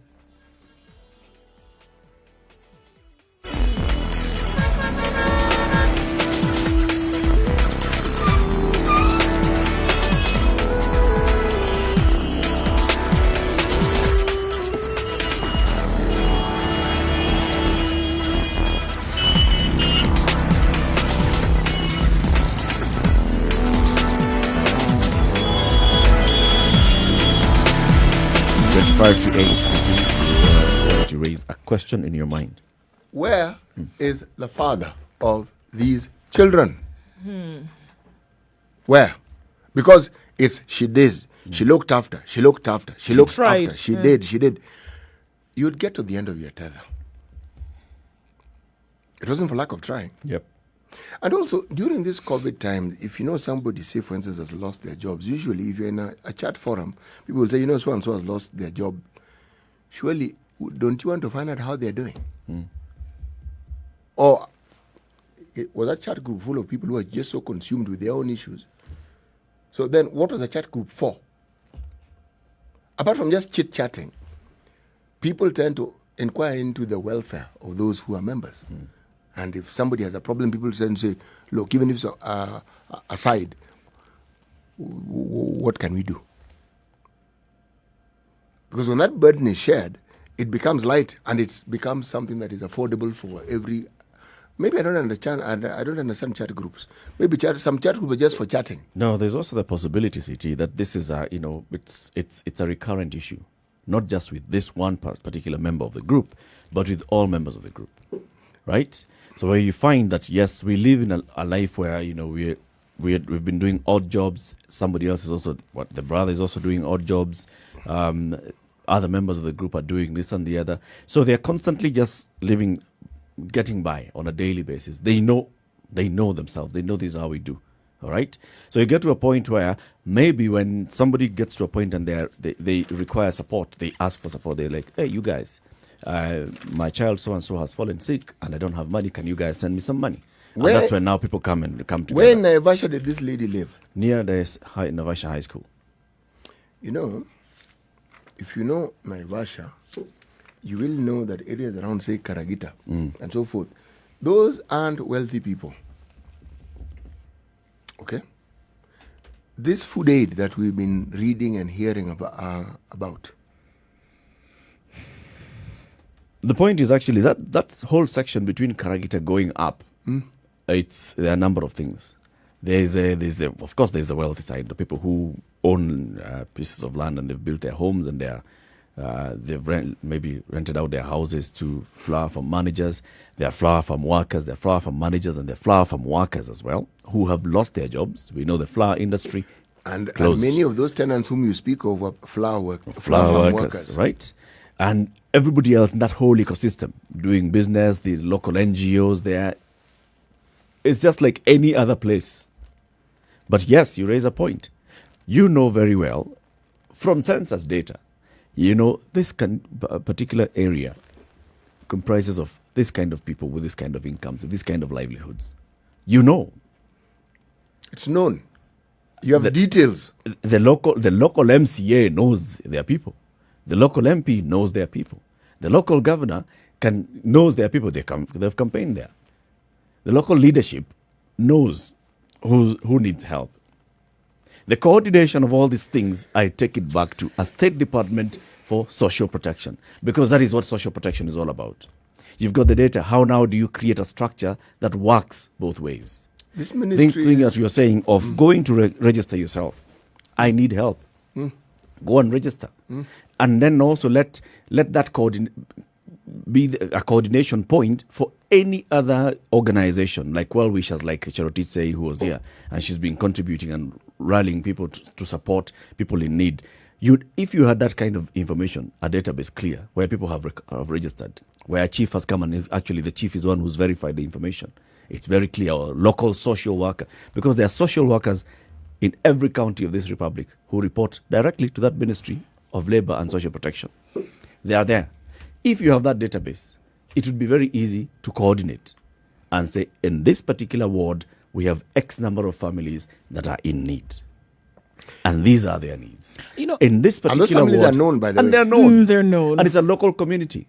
So even if you're contributing from whatever part of the world you're contributing to help people, you know very well that this will go to Karagita ward. And also some of those needs have to be brought to the attention of some, because Naivasha can't be very different from Nairobi. There must be people who are giving and people who have decided to ensure that they help others who are in need. Yes. But sometimes it has to be brought to their attention. Otherwise, they wouldn't know. They will not know. Yes. They will not know. You got to ask Who the is question. our CS for this ministry? The CS for the Ministry of Labor and... Chelugui. He was in water, remember? The PS is Nelson Marwa.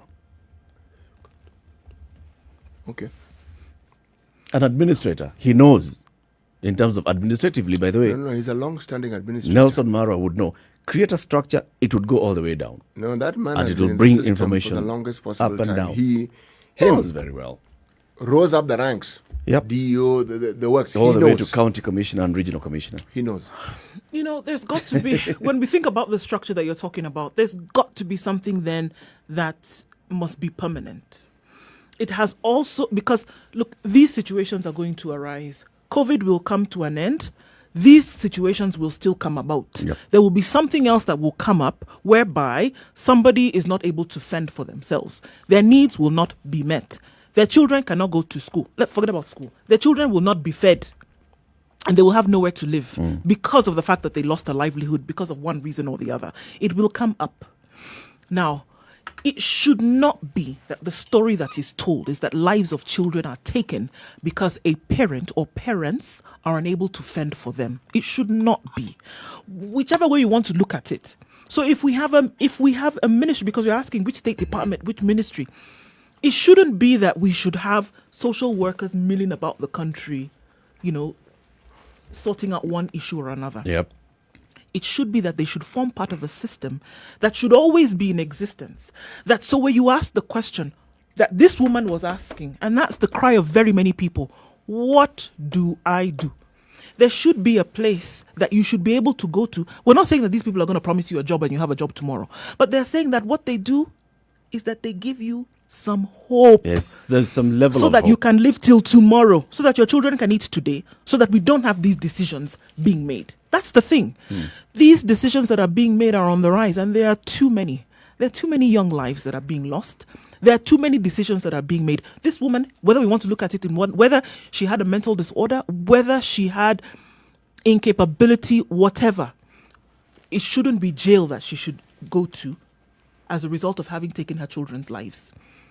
It should have been that there should be something that she should have been able to depend on to feed her children for a month, to take care of her rent situation for a month while she was able to look for and get something else, or while suggestions were being made of where she could then go and work. We have options, guys, regardless of what it is.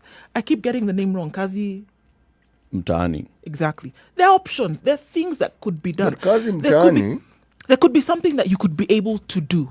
Kazi But now, Mtaani if you're not in the targets right, young it's okay. I'm This saying it lady, as an option. By any stretch of your imagination, She was 42, so she does not qualify. It's for okay, that. but I'm using that as an example, just an example, yeah. of things that are available, having been provided, even if it is by government, of work that you can do to earn even the bare minimum while you're able to get yourself back. And that is what a welfare system is. That is exactly what a welfare system is. And I think that is the direction in which you should be looking, because there are too many people who are making these decisions. I too think many. I feel we're looking in the wrong direction. The people who actually have mental problems are those in leadership. They're the ones who need help. So they need social welfare. No, they need mental health. It's rectification. You know why? If you run a country and you're in charge, you're in charge, say, of the children's department, or you're in charge of, say, budgeting, because we'll be told that department never really gets enough money to do anything. It's a budgeting issue. They essentially, they are given sticks and stones to run that department. Okay? Now, we know our country and we know the situation of the citizenry. And if someone lives in this country and is in a position of authority and does not seem to take into consideration the dire situation that many of our citizens are in, something is wrong with you. Something is genuinely wrong with you. It's true. And it's the way we've been saying here. The government does not know how to work for its people. Because they haven't. It does not know how to help its people. Because they've not done it before. You see, we get into a point where they are seeing the numbers are increasing in terms of taking care of people of COVID. And they're saying, now you guys sort yourselves out. You get COVID deal at home. Right? Without a proper structure of this is how we are going to help you when you're Actually, at home. it's not even proper, Eric. What structure is there? Zero structure. The only thing that they're saying, we have come up with protocols, you shall treat yourself at home. Nothing about the support that these people need when they're at home. Nothing. This is like when Jiro Ikonyo keeps saying, Kenyans are used to living in spite of and despite the government. The government is somewhere there, is a neighbor. But you do your things, and then the government comes and tells you, by the way, tomorrow I need you to face this direction. And you're like, I face this direction? Okay. I face the direction, I continue doing what I was doing anyway. It's not that the government is coming to help me in terms of facing that direction and I'll get something else in return. Nothing. So this is the same government that we are saying has been completely silent. This is the same government that is unable to come up with those programs that would be able to help. Because with the right programs, the local community in Naivasha could have come to the aid of this lady. Not necessarily that the government would. If you're fearing that they don't have money or that they're not able to then go and give 1,000 shillings to everybody in the country, the local community in Naivasha, if they had known, they would have been able to come to the aid of this person. And the only way they could know something like that is if there was a structure set up whereby this is where I can go. Even if it is not government bringing their money. This is where I can go. And so community is aware of the fact that, again, there's somebody who needs our help, guys. How can we rally around this to bring some kind of help? But if it's just kind of, by virtue of the fact that we were together last Friday, that's how you know that so-and-so is suffering. It's not enough. It's not enough. It's too much of an issue for it to be ignored anymore. And yes, anybody who can look at a situation like this and turn a blind eye, I would agree, is the person with a problem. That's the one. Calling in, open up the phone line 0719-012-600. Calling in from Nyamira is Wilberforce. Good morning. Good morning, Eric. How are you doing, Wilberforce? I'm fine. I'm not very fond of such stories. Yep. And today, let me first speak as a leader of a disability movement. Mm-hmm. I'm a person with a disability. I have got the privilege of working with the county government of Nyamira. Mm-hmm. What we are seeing on the paper today is one of the many cases that go unreported. Yep. I'll tell you that for free because I'm a stakeholder and I know what it means. As one of you put it rightly, if there are people who are handicapped, are the people in the leadership. And not only handicapped, but mentally challenged. I'm ready to take responsibility for my own sentiments. No, we support you. We'll take responsibility with you. Why, sir, Eric? Today, the government is saying, since COVID came into Kenya, remember when that guy from JKIA was being arrested? After he made a photo circulate online of a plane that had landed from China, and he was just raising alarm that if this is the trend, then we are headed to the wrong direction. Yep. What happened to that guy? It was guy? at a time when we had been told that all flights had been stopped. Yes. What the best to be done for such a guy was to be appreciated. Was he appreciated? He was apprehended instead. Yep. Are these people normal? Now, remember the time when Mutai Kawe was firing Lutomia from Kemri for not providing a statement in time? Is it about a statement or about action?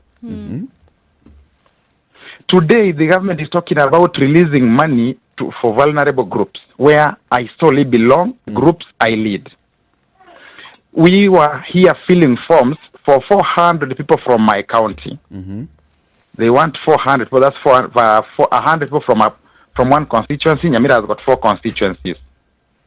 Then, 1 month down the line, nothing is being spoken about such. Wilberforce, can I interrupt you there? Just a quick question for you. These forms that you were filling, in essence, what was it for? They are saying they have put aside some 2,000 per person for the next 3 months for the very vulnerable persons with disabilities. Yeah. Have you gotten any of the money so far? Not even communication. Why were they putting a cap? So they were saying that you need to only identify 100 per constituency. Yes. Why? We have never understood what happened. How do you select who is not captured in this? In the this 100. data? This is where the Or problem is it first come, first serve? No. They are when we talk about severe disability, madam, we've got people like of cerebral palsy. Yep. Like I'm blind. Yes, they don't want me to use the word blind, but I'm blind. That's what I am. I may not get I may not get an opportunity. You have visual impairment, Wilberforce. Sir, let's stop coloring, and we color, and people are dying. Why should we look for nice words to call? I'm the one who is blind, Eric. What's wrong with you? See where? Go ahead. Now, I cannot be given priority when I'm competing with a person of cerebral palsy. Cerebral palsy. True. Yes. Is so there, then, I've gone to school. But now that we are still there on that point, is there a clear definition of what severe disability is? Because we have actually spoken to somebody. She called us. She's a teacher in somewhere in Kiambu County, and she was raising the issue, saying when it comes to severe disability, there are some people who are forgotten in terms of like the people with cerebral palsy and others who are not considered, in fact, even to be having a disability. The problem, Eric, is the mental problem we're talking about. When they give the chiefs and the Department of Social Protection at the county levels to come down and nominate, they don't use the stakeholders like the DPO, the Disability Persons Organizations, who have got these memberships. So what will the chief do? Today, come to Nyamira, Eric, and I'll show you somebody who misses a single finger, and they are earning the cash transfer, social protection, whatever. Those are disabled. Why? Because they are simply because the chief knows them, simply because the village elder knows you, simply because you have got some links. Yeah. Today, I know of teachers whose children are getting bursaries at the expense of children for persons with disabilities and others. So maybe as I conclude, Eric, if there's anyone online, I don't want to be so too much online.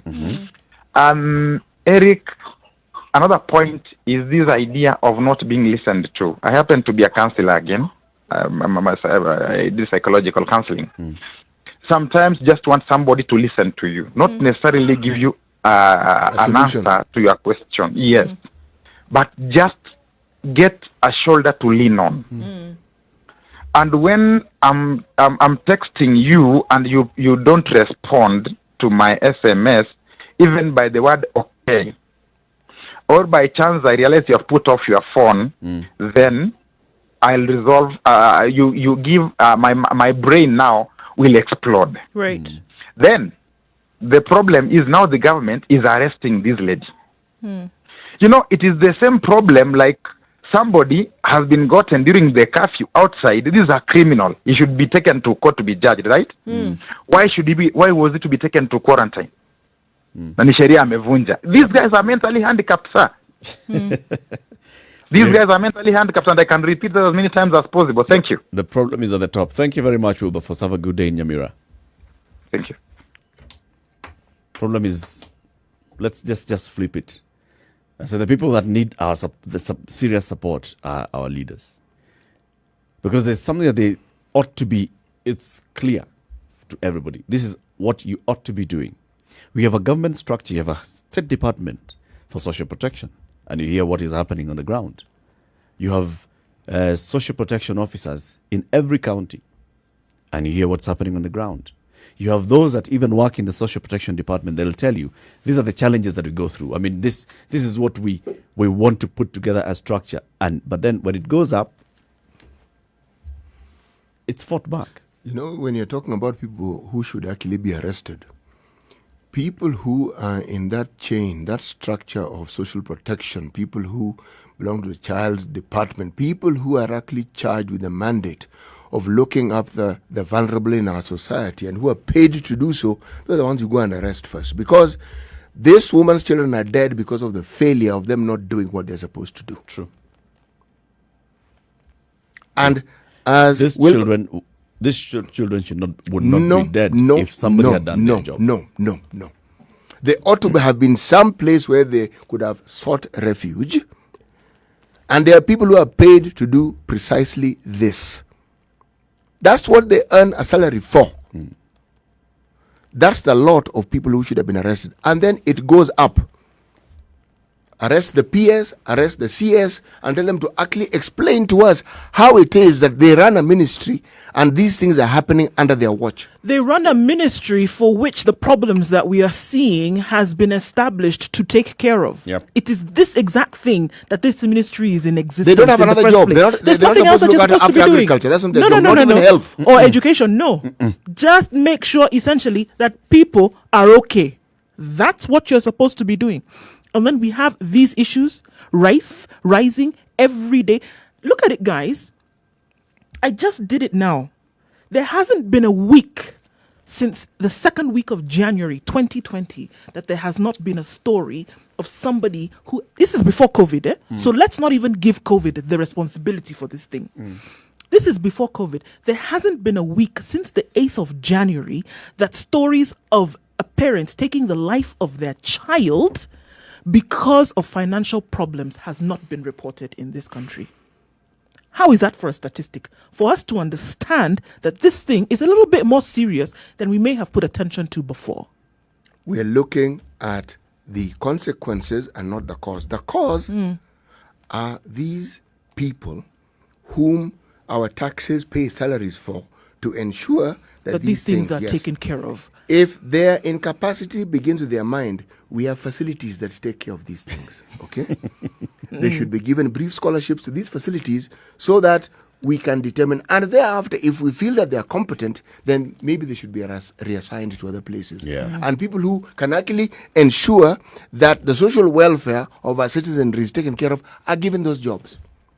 You can't have, how many times have we discussed this matter here? We keep bringing it up, and we still have the same people in the same position. And even if they've changed, the same thing is still happening. Something is absolutely wrong. It went awry, it went left, it went south, it went in direction that describes wrong a long time ago. So, if they want people to arrest, let them start there. I agree with you wholeheartedly on this, city. I agree with you wholeheartedly. This woman needs to be taken to a place where she gets help, but the people who should be arrested start from that social protection side. Yes. Who is it that dropped the ball?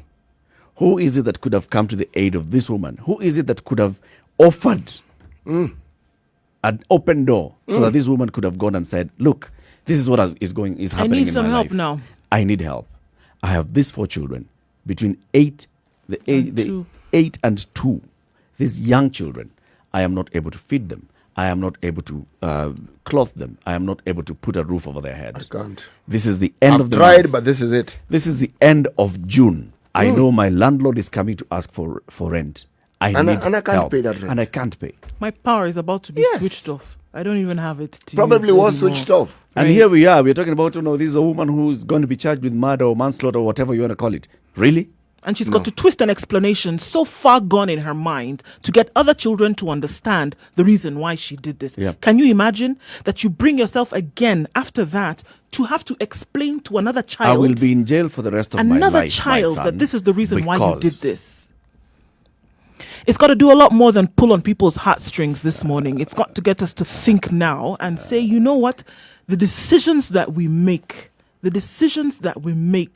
these are the consequences of the decisions that we make. You know, this one you don't waste energy feeling No, sad. no, not pulling on heartstrings You, at you all. look Sound with mind with thinking. clarity. Get angry. Clear. Sound mind thinking. It's not Get about crying or annoyed. emotions. This is it. When I tell you people are not taking you seriously, this is it.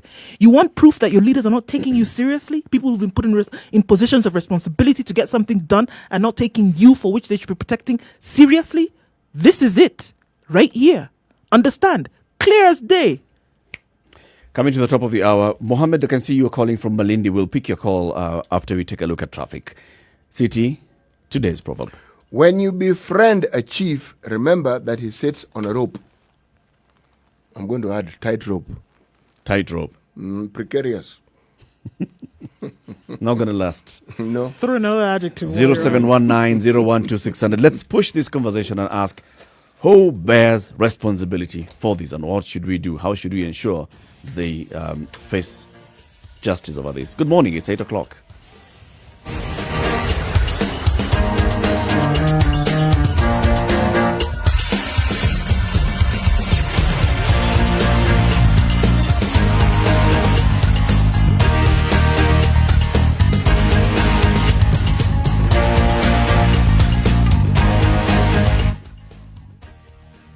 All right, let's look at the situation on the roads. Thika Road is a total mess this morning. Sorry. Inbound and outbound today for some reason. I don't know where people are going. It is Monday after all, but okay. Everybody seems to be coming into the city. And hopefully that will clear up in a short while. But then right around the underpass is where we have some issues today. There's a minor accident. This is number 3 for this morning. And it's right in the CBD. So we're blocking one lane trying to get onto Uhuru Highway. And that affects traffic coming from Langata Road. It affects traffic coming from Uhuru Highway on the westland side. It affects traffic coming from Nyayo Stadium roundabout. So that's what you have to look forward to when you get there. Okay. And then on the Donholm roundabout, a bus has overturned. We're asking you to approach with caution.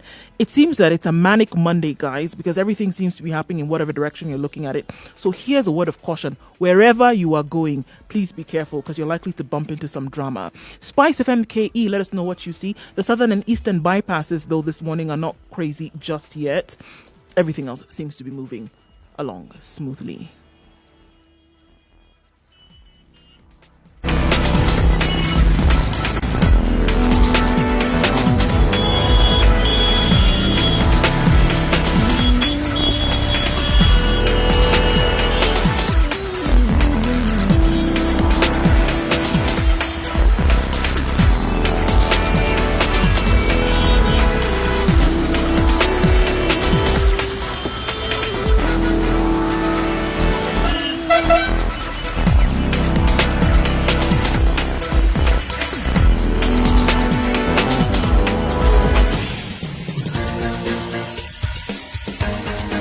This is The Situation Room, the home of hard-hitting political commentary and penetrating insights about the state of the nation. This is a talk radio experience like no other. The Situation Room, a place for hard truths, debates, and elevated conversations. The Situation Room, witty, political, engaging, deep, controversial. In the room, we have Good morning and thank you very much for tuning Muga, into The researcher, This is academic, Kenya's biggest seasoned conversation in the political room. observer, Muga, a fountain of very wisdom flattered. in these We are politically uncertain annoyed. times. All right, so let me just say, we're pissed off. We're pissed off because there's a woman in Naivasha who killed her 4 children and wrote a note to her elder son, who is part of 3 children, who she had gotten in a previous marriage and left them in that other home. She killed these 4 children, and she has explained herself to the firstborn son and says, look, I killed your siblings because I could not fend for them. I killed your siblings because I was unable to give them food. I was unable to give them shelter. I was unable to take care of them. And I simply could not continue doing this. She reached out to her family. She reached out to her brother. She told the brother exactly what she has done. She's been arrested. She's in custody. And we're saying, look, this is an indication of something. Yes, she has done this, but where was the state when this was happening? What exactly could have happened? 0719-012-600. Mohammed calling in from Malindi. Good morning. Good morning. I just wanted to ask, how do we involve the church leaders or mosque leaders in this issue to solve it? I mean, How do we involve the religious leaders? yes. What do you think? I have no idea, but I think what is happening now is really immoral. Yeah. Let me That's why ask I'm a thinking- question, my brother. In the time that you've been alive on this planet, How often have you seen church leaders coming out, manifesting their support when we have a famine, when you have, now we have COVID, okay? Yes. When you have situations where there's dire need, how often do you see religious leaders? because all these religions have a congregation where they sort of like come together. It's a circle, it's a group. The evangelicals have one, God knows who has one. When have you heard them coming up with solutions? Not telling the government to allow them to open their churches, no, but saying this, we as a church, this is what we've come up with to help ABCD. How often do you hear this happening? Not at all. Okay, so that being the case, and if it is, it's very quiet. Maybe they don't want the left hand to know what the right hand is doing. But that being the case, what do you think is going to change that's suddenly going to make them sort of like come out and show that they actually take an active part in these social problems that we seem to have? I think it is the government who is supposed to do that, the link between the church and the government. No, the church claim that they have a moral duty to ensure that the human beings within their sphere are looked after spiritually and physically.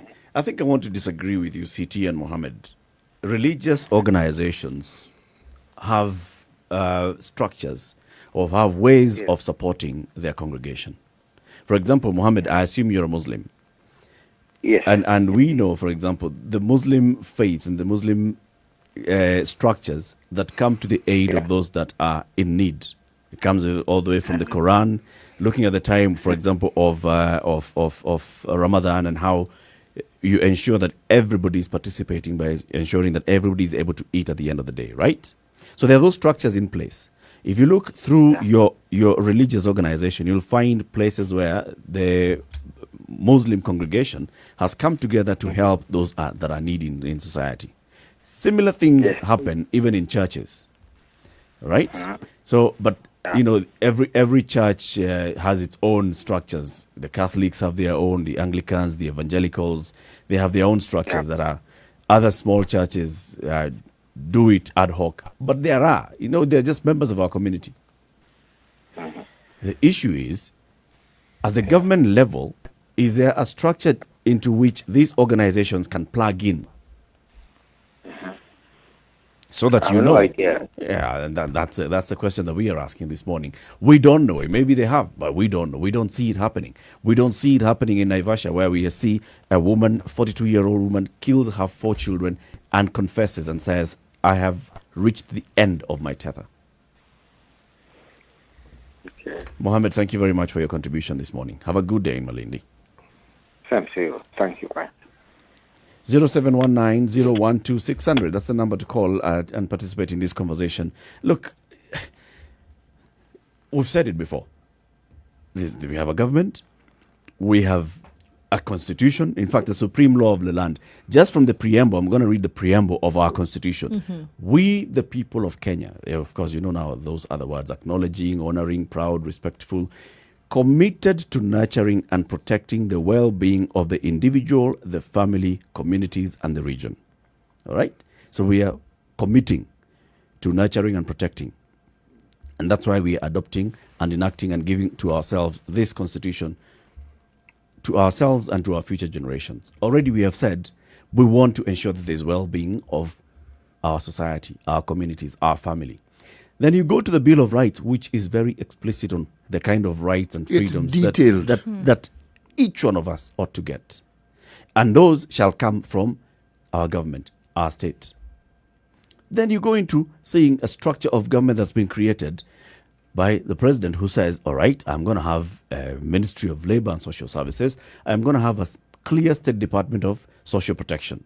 And this one is headed by a PS, goes all the way down, and this is the job that they have to do. Protect the society, the vulnerable in the society. You have something like this happening in Naivasha, and nobody knew about it, and now we are arresting the woman and taking her to jail and trying to look at, surely, what kind of problem does she have? Ni nini mbaya na huyu? Unauaje watoto? What kind of person are you? Really? That's what we're saying that we are. Solomon in Mombasa, good morning. Good morning. How are you? Good morning, Solomon. The church does nothing. Mm-hmm. As long as the offerings are coming, that's their business between us and the pastors and the clergy. Many a times during this pandemic, I've tried to watch if they've helped. Even his distribution of for example, the mask, the sanitizers, but nothing. That's my comment for the day. Okay, Solomon. It can be argued that they help members of their congregation. Yep. So you wouldn't know unless you're a member of that congregation. But it is impossible for you to call yourself a Christian if you're not concerned about your neighbor. You should call yourself something else. Yes. So it comes to the individual. Actually, it's the individuals that make the group. Yep. That is the thinking. And I completely agree with you. But this individual that makes the group and all need a structure.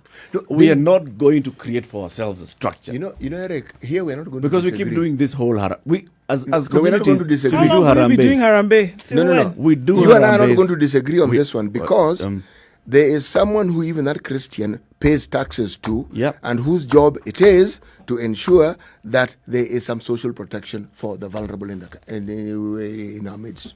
I agree. Yes. And unfortunately, look, this coming together, I'm just going to call it Ujamaa because that's what it is essentially. The people who are tasked with the responsibility to set up such structures realize that people are going to come together. So even if you don't do your job, they know at the end of the day, Kenyans are going to take care of themselves. So it's okay. Something will sort itself out. But it has got to get to the point where people say, you know what, it has got to stop. It has got to stop. Yes, we're going to care for our fellow man, but there must be a structure within which we're going to operate. And unless and until that is done, it is going to remain the same. So this is what I'm going to say. Prepare for it to remain the same for as long as you are ready to stay silent and not do anything about it. Prepare for the long road ahead where we're going to continue to hear such stories. As morbid as I'm going to sound, prepare where we'll continue to see such things. People are not going to be able to meet their needs. People are going to go hungry. People are going to take the decision to take the lives of their children because they cannot make it. Until and unless such structures are put in place, until you're demanding such decisions to be made, prepare for more bad news like this on a Monday morning. Prepare for more stories across the country where things like this continue to happen. Until you decide to make a decision, prepare for it because it's going to come and it's going to keep coming and the numbers are going to increase. Bill of Rights. Okay? We have a Bill of Rights and we have, the state is mandated to actually ensure that they provide and secure these rights to every person, rights and fundamental freedoms, right to life, equality and freedom from discrimination, human dignity. Every person has inherent dignity and the right to have that dignity respected and protected. When somebody is not able to eat and fend for themselves because of the job that they have lost, what does that fall? Freedom and security of the person. Freedom of conscience, religion, belief, and opinion. That's okay. Expression, and also the freedoms of media and access to information. And ensuring that the state does what it's supposed to do to protect the citizens of the Republic of Kenya. That's what that document has been put in place to do, right? It's a whole document. And also given life by acts of parliament. They've put it to life, right? Breathe life into it, essentially. With statute.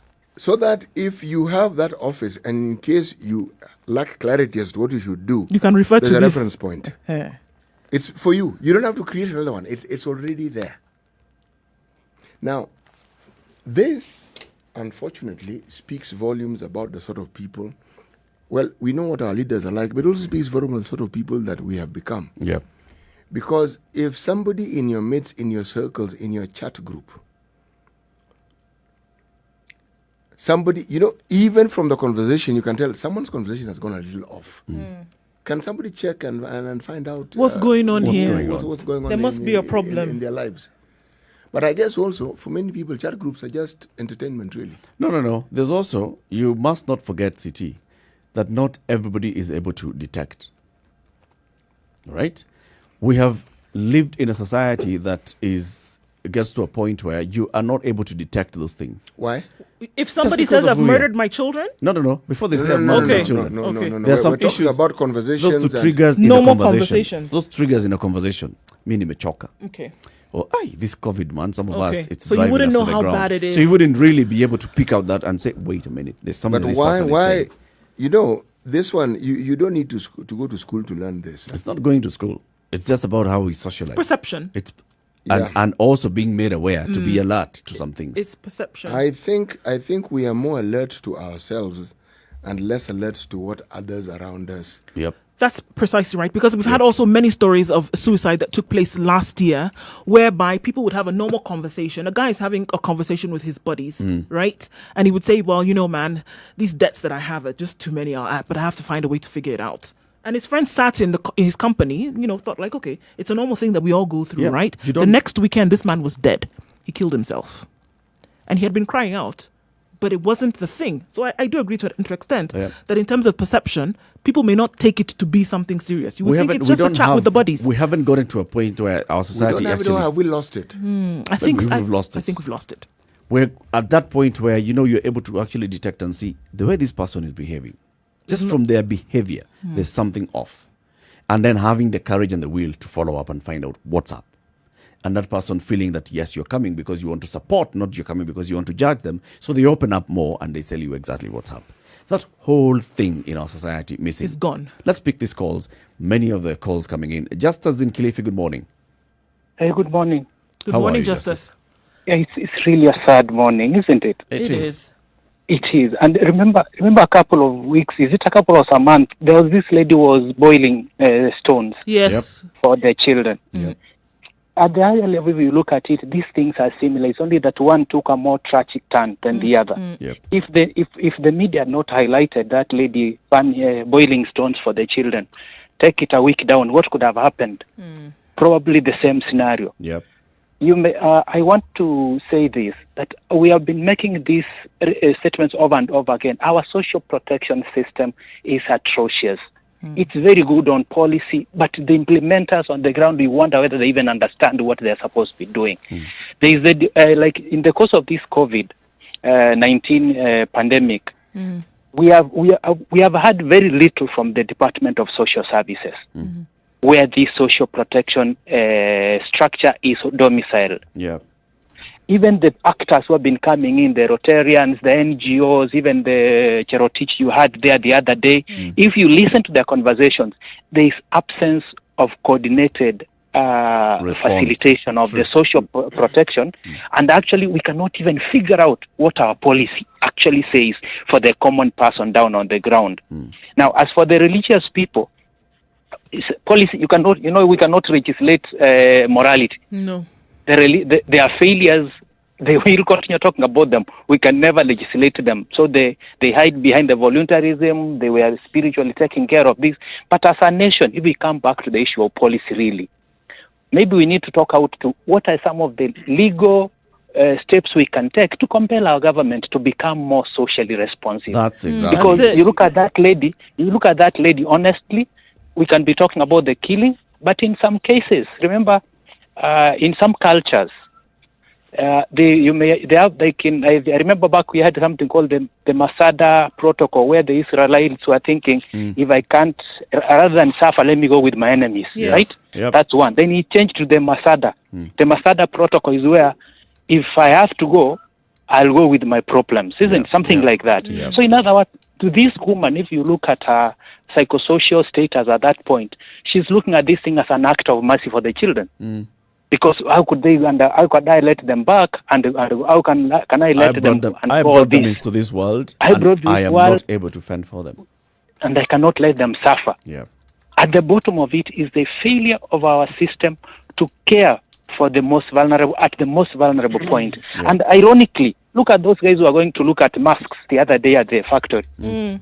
The money was raised as an emergency response, not a procurement response, for God's sake. Exactly. It was supposed to be emergency response, looking out, sending out chiefs, elders, who is dying, who is hungry. Can we send some money there? But instead, They're they're buying going masks. to visit factories factories, you wonder whether they had a quality assurance person with them to assure the quality of the masks. Right. Yeah. Thank you. Your point made. Let me pick other calls as well. Please, and I appreciate you guys what you have been talking about. It's an important subject. Please amplify the voices. Maybe one day somebody will hear. Thank you so much, Justice. Okay. Mwalimu Irongo Amos in Kisii, good morning. Good morning, Eric. We're well. Are you? I'm fine, but obviously disturbed by what we're watching and what we are listening to. Yeah. It is as if now the Social Protection Department has gone to sleep and left this work to the police to wait until children are murdered by desperate mothers so that they can come and say, okay, we have arrested that lady, we shall take her to jail. Yeah. Now, my contribution is very short. In fact, it appears as if, as Mohamed, who has just left, has said, we do not exactly understand what our policy concerning social protection is. Now, I have this observation that should be proactive. In fact, these guys are sleeping in the offices, drawing salaries and taking bribes. Because I accompanied a friend of mine to the Social Protection Department one day. Yeah. And the guy had a problem with the wife. So the wife had gone there and reported, obviously, that you see tumekosana and fees should be paid, school fees. Then this guy is sent us to some inner office, and then I remember the gentleman there who is in charge told us, okay, mkitaka hii mambo yenu muimalize, msiwekewe mambo mengi ya kulipa, should give us this and this, toa kitu, and then I will write this thing in your favor. Now you see, this guy is not even solving the problem because I thought they were trained to sit down, listen, and decide which is the best way to where do we to put the children, how do we have the fees paid, where will the children be comfortable. Now, if I may finish, I would say the president and his cabinet should now sit down. It's a matter of urgency, and say, let us have a situation where we have structures that people who are charged with this responsibility of social protection get reports from the villages. There are children somewhere suffering, there is a mother somewhere suffering, there is a father somewhere being battered, and so on, so that they can run and rescue these people. And now this one takes me to where you people are saying, let us also have refugee places where these people can be taken. You don't wait until somebody has desperately murdered the children, alafu mnaanza kutuambia we have arrested the lady, she will be taken to court. True. So I think the president himself should wake up his cabinet from sleep so that these people can in fact, it's better it is all disbanded to an kingine which is proactive and taking reports from the villages as it were. I do agree with that. Irongo, thank you very much for your call this morning. Let's take a quick break, take a look at the weather. This conversation continues. We want you to participate in it. 0719-012-600. In case you did not know, we have a national social protection policy.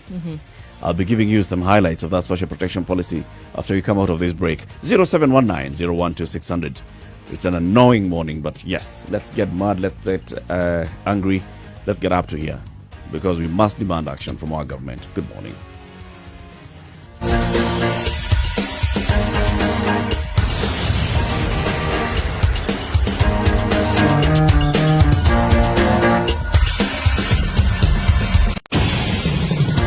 Right, let's look at how it may have changed this morning. And clouding over in Nairobi this morning, mostly cloudy conditions at 15. We'll see a high of 24 today, and those conditions will remain more or less the same. It's partly cloudy at 16 in Nyeri. 22 degrees is what we'll see as the high today. And in Nakuru, where clear skies have been overtaken by a few cloudy conditions, we'll see a high of 23 today. And in Eldoret, clear skies at 14 degrees, highs of 22.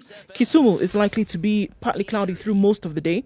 Currently 20 degrees, we'll see highs of 28. Kakamega is partly cloudy this morning at 18 degrees and is going into an afternoon of rains with highs of 25. All right, in Malindi, it's mostly sunny. That's going to change a little bit to partly cloudy conditions, highs of 29. In Mombasa, it's sunny conditions at 25 degrees, highs of 29 and lows of 24. Taking a look then outwards, in Kampala, partly cloudy at 22 degrees. We'll see highs of 26 with thunderstorms forecasted for the afternoon. Dar es Salaam at 24 degrees is partly cloudy. It will be foggy conditions in the afternoon with highs of 32 and lows of 22. In Joburg, clear skies, mostly sunny conditions at 4 degrees, highs of 17 and coming down to a chilly low of 1. We'll wrap things up in Lagos for now, where it's partly cloudy at 24 degrees and touted to be a thunderstormy afternoon with highs of 27 and lows of 23.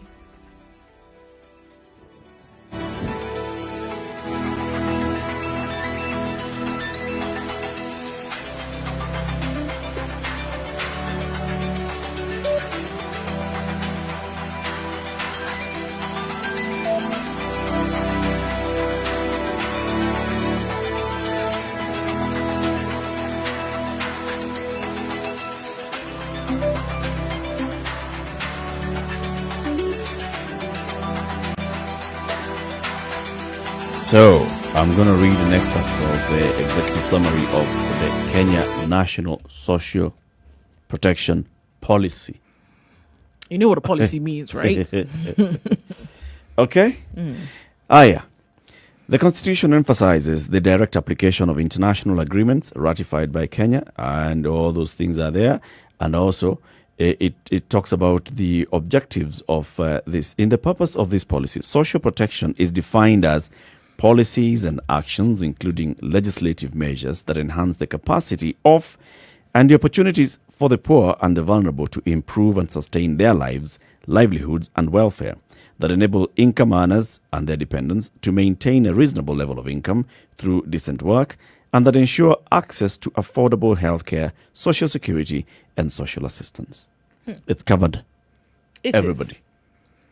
I mean, okay, so it's in law, like you said before. Yes. And it's interesting that this has already been demarcated. It's been set out. It's closely linked to other social protection rights, including the right to healthcare, human dignity. Yep. Reasonable working conditions. Yep. And access to justice. Yep. To observe, respect, protect, promote, and fulfill the rights and fundamental freedoms in the Bill of Rights. Segueing back to the Bill of Rights. Article 43 of the Bill of Rights. Bill of Rights, where it talks about these very basic things that you had mentioned. So you see, at some point, because we were asking the question before, that did we lose this along the way, or are we just ignoring it as of today? So somewhere in the past, it was realized as something so important that it was necessary then to put in law. Whether it was because you buddied up with other countries and because it was international, we said, we're all doing it at the same time. And regardless, it's not a you distant decided. past, huh? You decided. This policy is a 2011 policy. Right. After the promulgation of a new the Constitution. So you realize the importance even after this. Oh, yes. It's coming to give life to the Article 43 of the Bill of Rights of the Constitution, because it understands that this article guarantees those rights. Kenyans, their economic, social, and cultural rights. It asserts the right for every person to social security and binds the state to provide appropriate social security to persons who are unable to support themselves and their dependents. Binds the state. Now, it could... The state is bound by the Constitution. It is not a suggestion. So that is why it would seem as if, okay, it's a bunch of folks annoyed on a Monday morning, but this is actually something that is in law that these stories that we are seeing, when now it would be easy to arrest a woman, guess what? The state, so get a little bit more pissed off, because the state should have set something up. The state has that failed would us. have saved these 4 children from losing their lives, and then having an attitude, and other children who have lost their lives in circumstances and such as this one. People who are planning to take the lives of their children because they cannot provide. Yep. The state should have set up something to protect, and it did not happen. So we're not talking about something that we're reaching here. We're not reaching. We're saying this is something that should have been done. Not for 3-4 Kenyans somewhere in an urban center. all Kenyans. You know, what the state has done, and this is one of those areas where now we keep having back and forth conversations, is that it says some of these rights are progressive rights. Okay? It's not that an absolute right that should have been provided immediately. It's progressive. However, looking back for the last 10 years, progressively, what have we done to try and achieve this? What have we done to try and ensure that we provide social safety nets for the vulnerable in our society? The vulnerable in our society are defined in various different ways. This particular woman, the 42-year-old woman in Naivasha who killed her 4 children, is a vulnerable in our society. Does the state have measures of identifying them and picking them out? And measures of seeing, okay, so once you come, how can we support you and go with you? Does the state have measures of going to Mombasa and finding this particular woman who was cooking stones for her children? After people, well-wishers, went and gave her food, has the state been there to see how can we support you going forward? Has the state visited this woman? Has the state come up with programs to ensure that this woman is not going to be left vulnerable once the food that was brought in by well-wishers is finished? Or is it that now the state watu wameenda kumsaidia, very good. That's a good one. Wacha tuangalie watu wengine.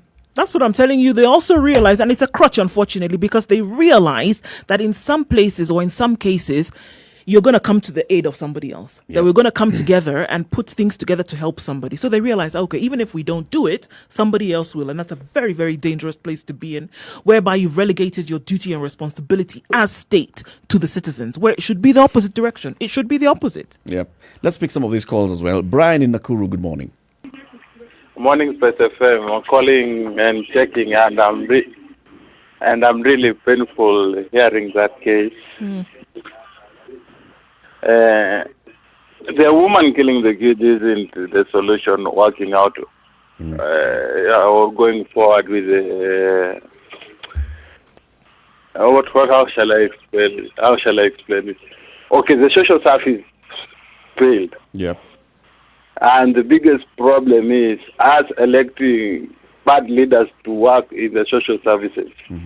So how can you take a person who used to sell changa at the streets and he comes and tells he wants you to be the MP, you select him to be the MP, he goes going to be the MP, and then you take the same person, come and back and check you and your needs.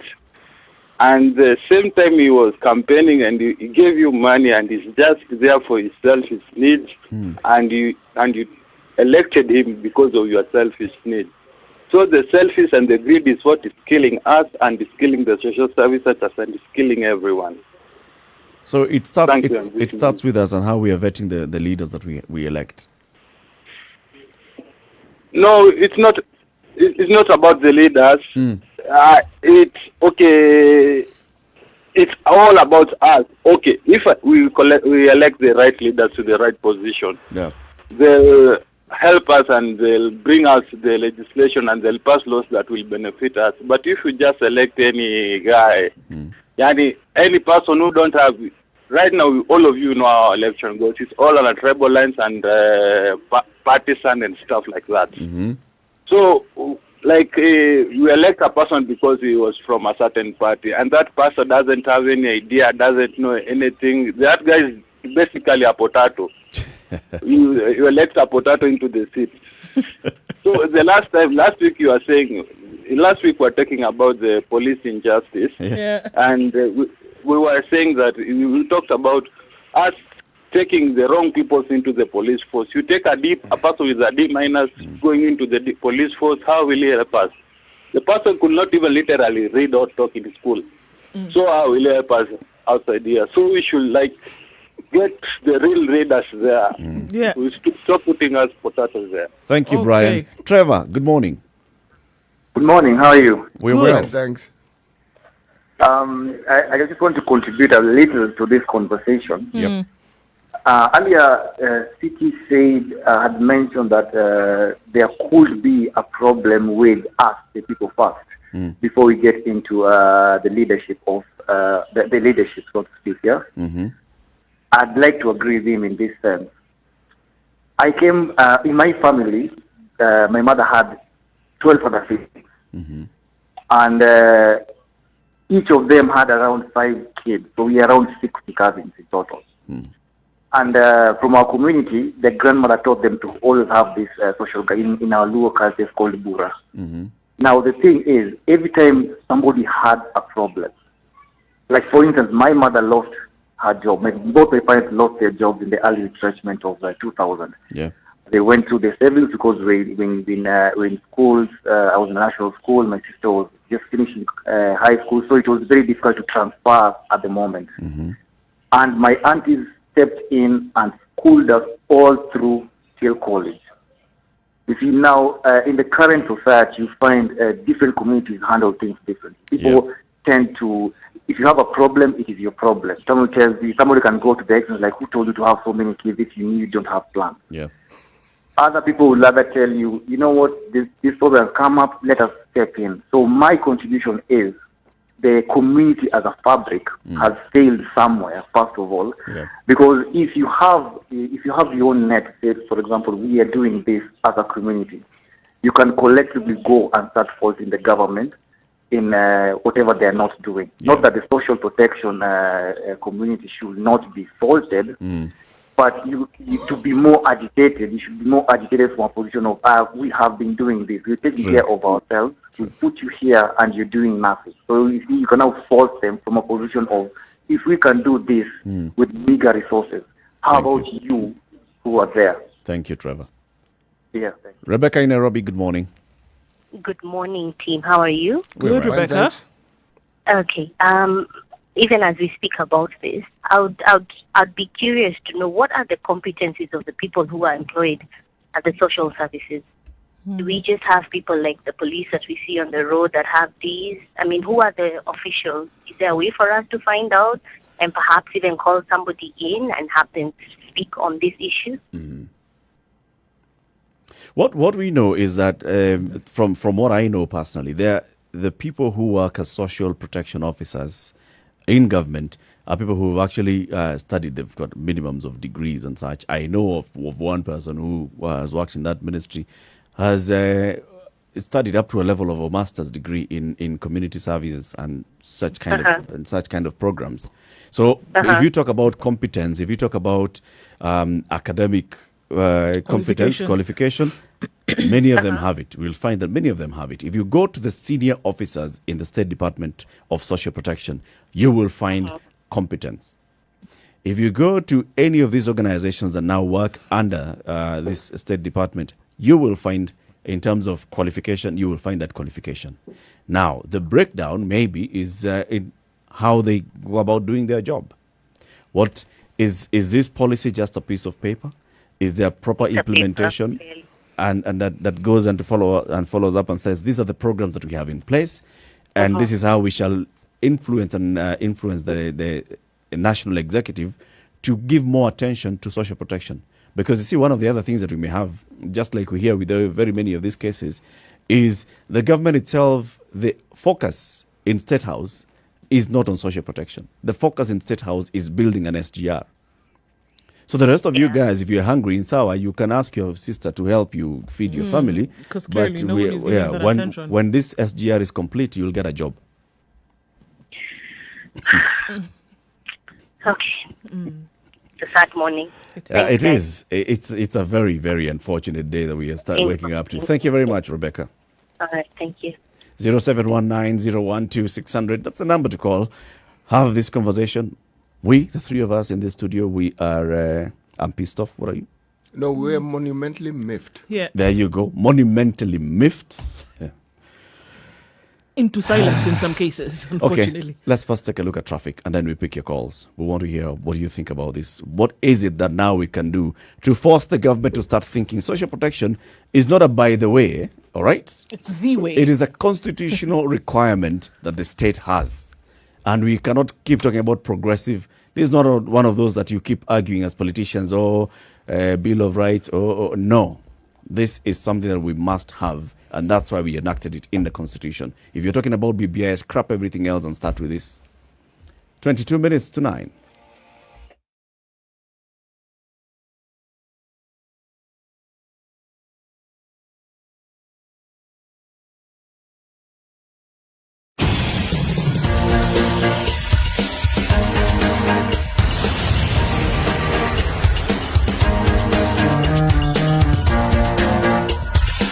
So matatus are filling up to maximum capacity. It seems that nobody cares this morning, right at General Motors and then Kitangela as well. No social distancing, no masks. Traffic police are there. It's a free-for-all this Monday morning. Don't get in the matatu. That's all I can say for now. Don't get in and add insult to injury. Okay, coming from Kiambu Road on Thika Road today. Joining Thika Road from that road is not going to be too easy right now.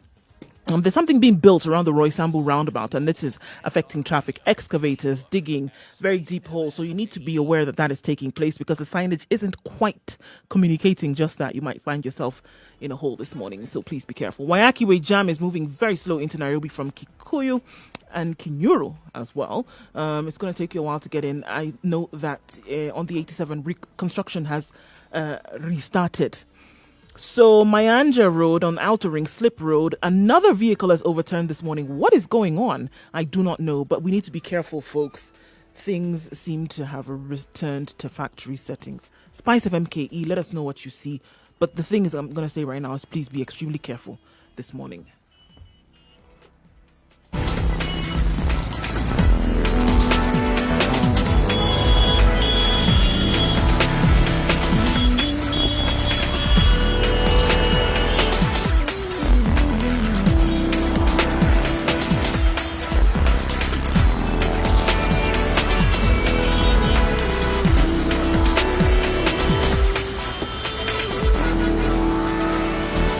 20 minutes to 9 o'clock, 0719-012-600. This is the Situation Room. In the room, we have Eric Latif, Nduoko, and C.T. Muga. In case you're joining us just now, we are discussing a very sad story that happened in Naivasha on Saturday. C.T., just give us a summary of that. The summary, the end of it is that 4 children were strangled to death by their maternal mother, the woman who gave birth to them.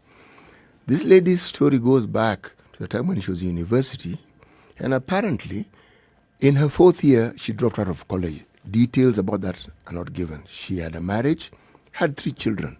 The marriage didn't work out. She left her 3 children and then got into another relationship. Again, details are not given, but she had 4 children. Then the job that she had, she worked for some NGO, came to an end, reportedly because of COVID-19. And she was in a chat group. She had relatives. She communicated with, but apparently she got to a point where she was at the end of her tether and felt she was unable to look after her children. She actually left a note which she wrote to her eldest son from her first marriage and explained the details of what she had done and what she would like the son to do and the person she would like her son to become. But she didn't end there. She seemed to have been self-incriminating, talking about how she's going to spend her life in jail and what's going to become of her life, which essentially from everything that we have read, she said that her life as it was known had come to an end. Now, we've heard of tragic stories, but this one just about takes the cup. A woman kills 4 young children, strangles them, not poisons, kills them one by one methodically. This is something that we should take note of because our papers are full of grisly stories. We heard of a woman who had, in Mombasa, was found boiling stones for her children. What sort of society have we become to the point where the plight of others just seems to be some daily news that we read and that's just about it? You know, in ancient Japan, there was a warrior class called the samurai. If you did something dishonorable, not you were told, you felt, because you knew what an honor code was. What was the equivalent of their constitution? You committed what they call seppuku. You slit your belly. Some died slowly, others had a second. Somebody would help chop off their heads. And this ceremony was celebrated. This is not something that was considered dishonorable, but the person understood their responsibility. We have leaders who are appointed, some are elected. And this is happening right under their watch. This is a case that is reported. What about the ones which are not reported? And the way we bring this to the government is because if the government had proper structures, if the government was actually working towards social protection, they'd have been able to detect what is happening here. This woman would have known where to go to for help. This woman would have gone and said, look at these 4 children. This is the job I was doing. I have lost my job. This is how much I need to pay rent. This is how much bill I've accrued for electricity. And I have reached the end. I have no other source of income. How can you help me? This would have been able to have been detected. Now we're only hearing about it at the very end. The Mombasa case could have been detected before the media and the local community raised the issue. The Mombasa case could have been detected. We have a policy called the Social Protection Policy. And I'm going to read for you the objectives. The overarching goal of social protection is to ensure that all Kenyans live in dignity and exploit their human capabilities for their own social and economic development. To attain this, the following broad policy objectives shall be pursued. Number 1, protecting individuals and households from the impact of adverse shocks to their consumption that is capable of pushing them into poverty or into deeper poverty.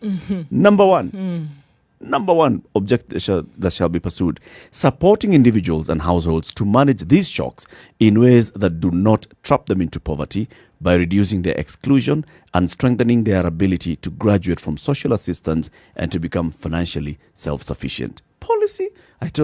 When it comes to writing policy, my friend, best laid out plans. Circle these 10 marks. All right, now we are at 20. Number 3, cushioning workers and their dependents from the consequences of income-threatening risks such as sickness, poor health, injuries at work, as well as from the threat of poverty in their post-employment life.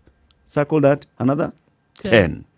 Number 4, promoting key investments in human capital and physical assets by poor and non-poor households and individuals that will ensure their resilience in the medium term and that will break the intergenerational cycle of poverty. Circle. Hey, my friend, take this to any government in the world. Put it on any pedestal for global standards. This is a and Kenya it will come out social shining. protection policy. And this is therefore supported by now having a State Department for Social Protection that shall implement this policy. A ministry.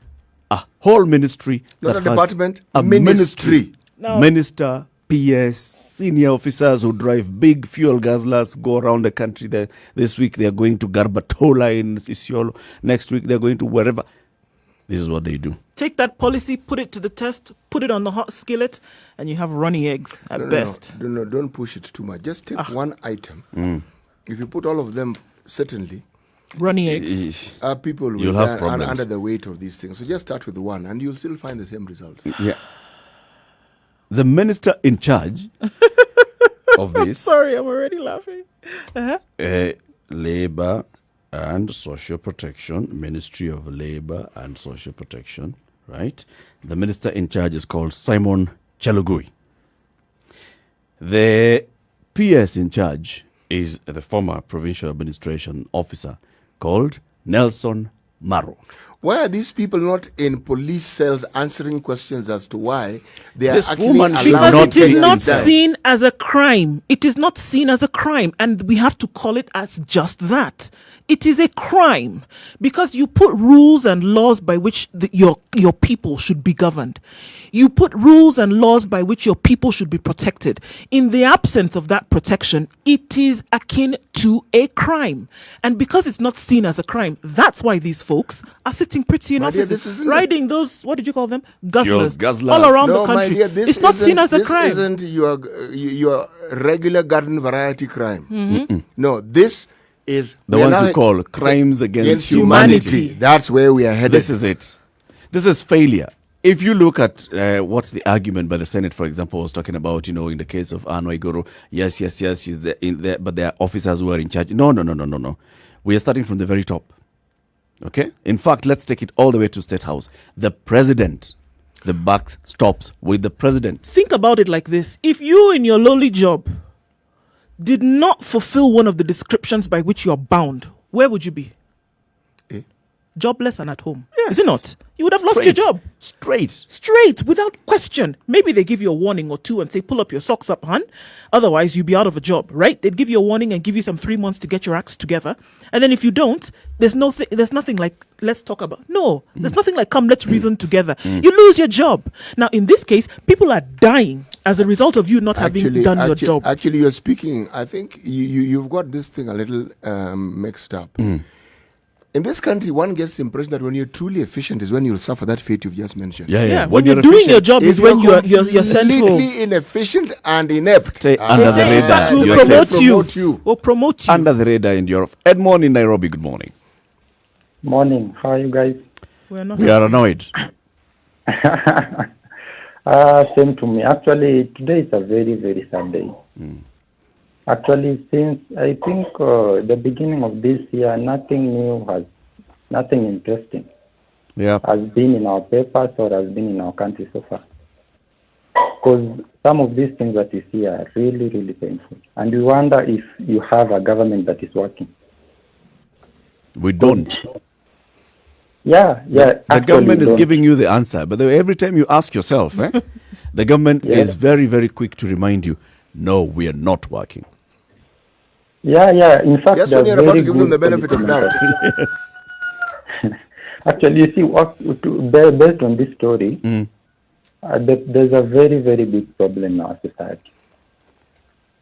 Actually, the problem very, very well starts with our society. The society today is different from the society that we had a few generations back. Yep. The generations are changing frequently. True. And that's why you see the mentality or the mindset of the older society and of this society are different. Today, people who try to assume the top offices or the top posts, mainly they go there not because for the people, but because of their selfish gain. It's a business for them. It's a business, and it has become a business, and that's why you see us as the society have a problem. Because when somebody has stolen, is being made accountable. We the same people who are suffering, we are going out to defend them. True. Good points there you've raised. Let me pick other callers as well. Michael in Umoja, good morning. Very well. How are you, Eric? I'm pissed off. How are you? I'm not good as well. I'm also pissed off. I hope all the others are also on the same page. City is monumentally miffed.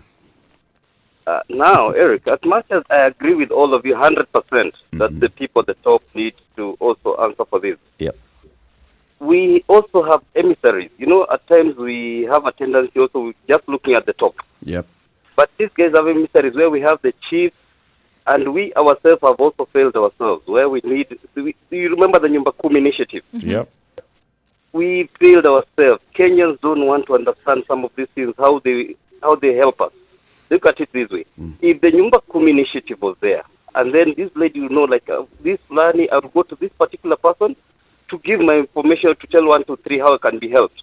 Or even not even herself going, but the people around the neighborhood would know that a person in number 1, 2, 3 flat this or number this in the village is not doing well. Yeah. Because at times we look at it this way. Yes, Akina Marwa, they should be there. Even right now they should be answering. But again, I don't expect the Marwa would know somebody in Naivasha at this particular village is going and going 1, 2, 3. You know the reason why Marwa wouldn't know? Because Marwa has not put up a structure that gives him that information. But the chiefs are there. The chief does not report to Marwa. No, I'm not saying that way, but at least these people, they should know from the ground that 1, 2, 3. I wish the chief would say, I've reported from my area 1, 2, 3, escalated to a particular area, but it has not reached. The thing is that if there was a structure in place, for somebody to go to whereby they have raised an issue, the chief would know. The chief would know that this week we had 20 people reporting to this particular area telling us about this issue that they have, and we've been able to help them in a certain way, 1, 2, 3. Or we are lacking this to be able to help them. Can you provide? But by virtue of the fact that there is no structure in place, those statistics then become impossible to collect. You see, the structure that we have for the chief structure, the chief knew immediately there was the issue of murder. The chief knew immediately because that's how the structure is designed. That when there's some conflict of that nature, the chief will know. But before that, the chief had no way of knowing that this woman even lives in this area. This woman has lost her job. This woman has 4 children. This woman has defaulted in paying rent for 4 months. The chief does not know because that structure to inform the chief hasn't been created. And now, when you're talking about the law, as you are just describing for us, yep. We have, like, from the bottom, because I'm not so clear about this one, we have like these social services in every village or in every offices around the county. I know for a fact that they are there in every county. In every county, you have For- a to the Department village, of Social Services. Yeah. Every county. Now, how that structure communicates back and forth, whether it's the social officer who comes to the ground to tell you, I want you to register for me the old elderly people so that they can start receiving money, or whether the officer is actually told, this is how you have an open door policy. Anybody who has a need that requires social protection comes to them. That's where the question lies. And I have a feeling it doesn't exist. Thank you. Now you're on the same page. The person who is there, the social worker, we should start with that social worker. As we are going to Namaru and everybody, they should all be accountable. Yep. Because you see, there's somebody who should be escalating. We have these people, yes, at the very top who are very liable, and they should be in. But right now, the social worker in that area, we should know what is the work, what do they do, are they paid to sit there? Because we've lost our life. Kenya is going down, we are not doing well. True. Thank you, Michael. Barry, also in Nairobi, good morning. Eric, how are you? Paula, you've been on the holding for a while. No worries. Eric, I'm asking, are we in this country or this radio station is based somewhere else? This radio station? Yes. It's actually on Mombasa Road in the Republic of Kenya. And the Yes, county of and the Nairobi Metropolitan Region. I'm wondering why certain things are surprising you. No, they're not surprising this is our me. life. They're pissing me off. Yes, but this has been our life. In this country, you are. But why must it be our life? It must be our life because the way this society has been structured. Actually, City calls it correctly. City calls it soulless. Remember? Yes. We are a soulless society. In my community, there's a proverb. The proverb says, loosely translated, that the hunger or starvation in your brother's home will not stop you from sleeping. You'll be a bit concerned, right? Yep. But it will not stop you from sleeping. City in this town, there's also a principle called city. I don't know, CYTY. It means, can I trust you? So everyone is asking that. If someone is seeking help from you, the first thing you're asking is, can I trust you? The person receiving the help is also asking, can I trust you? So in a society that has completely broken down, the family structure or the concerns, but it's no longer there. You see, this lady reached out to everyone in the chat group, in family members. How comes nobody came to his rescue? To her rescue. Yep. The question is, we've completely broken down as a family. In this town, I can tell you guys, you can walk and you are mugged, and the pedestrian passing by you walks as if nothing happened. We become a soulless society, and they don't talk about government structures because the government structures are also premised on something else. The thing is, if there is nothing to benefit a government officer for undertaking a job, they're not going to do it. They will not. They're not going to do it. That's the truth. In fact, I like Ugandans. Ugandans have formalized it. It's a principle they call Ofunirawa. Ofunirawa means what is there for me. So so the social protection officer is asking. Ofunirawa. Ofunirawa, yes. I'm coming to help you. Ofunirawa. What's there for me, right? So in the absence of what is there for me, most actions, whether beneficial or destructive, will never be undertaken. Thank you, guys. Thank you, Barry. Completely annoying. So, look, there are social service officers at locational level, children officers on the ground at sub-county level, but they are poorly supervised and they hardly follow up cases except when attending meetings and seminars. That one they'll have the money for. That's what they'll do. When they come to doing their job, it's a proper structure of government that is completely failing. And I want to say, all right, so yes, we have the PS in charge of social protection. We have the minister who's in charge of this policy. We have the president who chairs the cabinet, who's the head of government. Mr. President, your government is completely broken down. It's not working for the people of this country. Bottom line, as we have this woman who should now be getting support, instead of languishing in a police cell today, she should be getting support. At the same time, we should be having officers answering to what went wrong.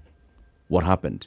Where were you when this was happening? You know, we celebrated when we had the first COVID patient who got well. And we celebrated. What about these 4 children? Yeah. Children who didn't need to die. Absolutely did not have to.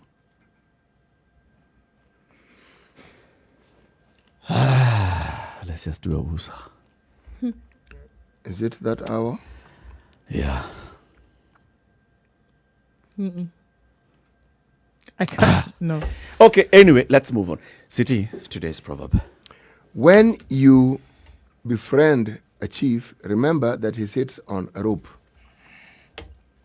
And all the chief is not just a headman. Chief is anybody who is in authority. So as you're whether you're befriending anyone who is a chief in this ministry, you're sitting on a rope. As Kenyans say, be knowing. Be knowing. Kaa ukijua. Ukae ukijua, you're sitting on a rope. It's not lasting. It's not going to last. But we must find ways of demanding that the government follows up to the ideals of our constitution and does what a government should do. Protect its people. And when a government is just having officers in place and those officers are not serving the people, then that government ought to go home. Saa tatu asubuhi. Home. Saa tatu. You know the way they say that they were elected saa tatu asubuhi? Saa tatu asubuhi. It's now coming to 9 o'clock. Go home, government. Good morning.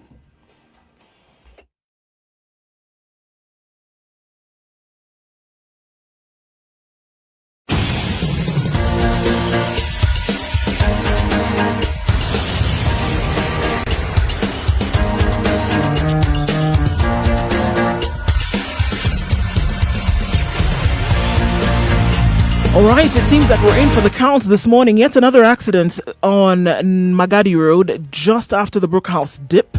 And it's quite bad because it's in both directions. And of course, Matatu has helped to contribute to that. This is going to affect traffic on Langata Road all the way through and probably for a couple of hours because of how bad this has been. It's Monday morning and I know everybody's rushing about to get a thing or three done, but you need to be careful, guys. Mombasa Road is still moving a little bit slowly, but not so bad. And we're also looking at a couple of accidents that happened right along Thika Road as well. Gong traders are suffering this morning after the loss of after a night fire, and so that has affected some traffic there. People trying to salvage what they can. Junction at Ngongru is a disaster in waiting this morning as well. Trying to get all the way down to the city mortuary roundabout is going to be a spectator sport today. So patience and being careful is what we need this morning. SpiceFM KE, let us know what you see as well, and we can spread the word. We're trying to keep people safe so that you can arrive alive today.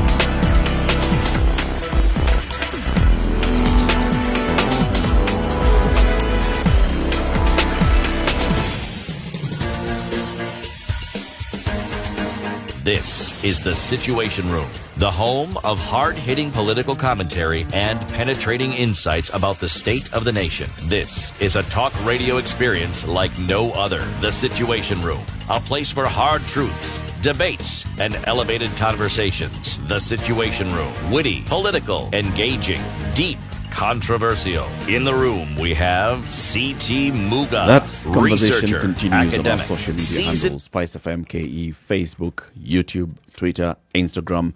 Let's rally around. Let's demand action and response from government on what ought to be done going forward. Shifting gears a little bit, this is SpiceFM KE on Facebook, YouTube and Twitter. And also we are live streaming on www.spicefm.co.ke. So now, shall we talk about COVID? Yeah, we're going to have to look towards COVID for this upcoming conversation, and it's necessary, I think, to look at the fact that quite a number of people then either suspected of or having been found to be with COVID as it were. And this is coming off the story that we heard this morning that sources say legislators, and quite a number of them, up to 20, coming up from the House members of Parliament to be tested before for COVID, and the fact that lawmakers were admitted to different hospitals in Nairobi, with one said to have been in intensive care. They've also revealed that many other legislators who had come into contact with their positive colleagues rushed to get tested during the weekend, raising fears that the number of the positive cases could rise once their pending results are released. We have this fear, it is here with us, and it is clear that more and more people are getting infected. More and more people now that you can resonate with are getting affected, or rather are getting infected. And so then raises the question. And before we raise the question, now looking at other areas where we've heard stories and we've seen that, suddenly people arrive in hazmat suits in your neighborhood as if it was something out of a space movie. And then questions are being asked and the finger is being pointed. All right, somebody in that house then has COVID. What happens after that? And we ask ourselves the question then, is it necessary to disclose your status when it comes to this virus, because of the fact that it is so highly infectious, and the possibilities of you having been in a place where somebody else was previously, or having come into contact with somebody else? To remove ourselves from the issue of stigma, is it necessary for disclosure to make sure that other people can, number one, help you as an individual, rally around to help your family if you then need to go into quarantine or isolation? Number two, so that people can then go and get treatment for themselves, or at least get tested to find out if they also may have contracted this virus. And number three, to also help others realize this is the state of what is going on, and also help them to be aware that this has happened. We know that when things have happened in the way that they have, when people have come to be taken away into isolation and quarantine, that people start to feel a little bit, they're stigmatized, and that's for sure, because people begin to point fingers, and you wear this scarlet letter for a little bit too long. But when we're looking at things like this, a member of parliament who is a public figure then has been found to have COVID-19. This individual, by nature of their responsibility and work, comes into contact with several people throughout the day. Isn't it only wise that they let people know who this individual is, not for purposes of shaming them, but for purposes of protecting themselves and also protecting others who may have come into contact with them? We heard the senator from Makueni when he got tested a couple of months ago, and he said, you know what? I've been tested. My status is negative. And the reason why I'm telling you is so that you know also I may have come into contact with you previously. Had I been positive, I would have said the same thing. So that you also are able to protect yourself, and that you know that maybe if you were in contact with me, you should also go get tested and do something to protect yourself. We had the provost of the All Saints Cathedral, who also was tested and found to be positive. He declared his status and he told people, this is what has happened. You can imagine. He's dealing with different people day in, day out, and said, I am telling you also, not so that I can glorify this, but also so that I am letting you know so that you can also get tested and you can seek treatment if it is necessary. We also had yet another religious leader who told people, I have been found positive. I went to ICU, and this was Bishop Margaret Wanjura, and she said, look, I had COVID, I went into ICU, I was under treatment, I have come out and I am well. For people who are also in my vicinity, please go and get tested. And what I'm saying this morning is that it is stigmatized, highly stigmatized, because people are pointing fingers the way in which it had been done before. But I do feel now that as we are seeing things, especially because we want people to be protected, we want people to be safe and healthy, it is necessary for self-disclosure if you find yourself to have been COVID positive, for the protection of others. Okay. I think going into that issue and calling it self-disclosure, you've avoided a serious minefield there. And that's the legal minefield. And the ethical minefield for the government and healthcare professionals. A doctor cannot go and disclose your status without your consent, right?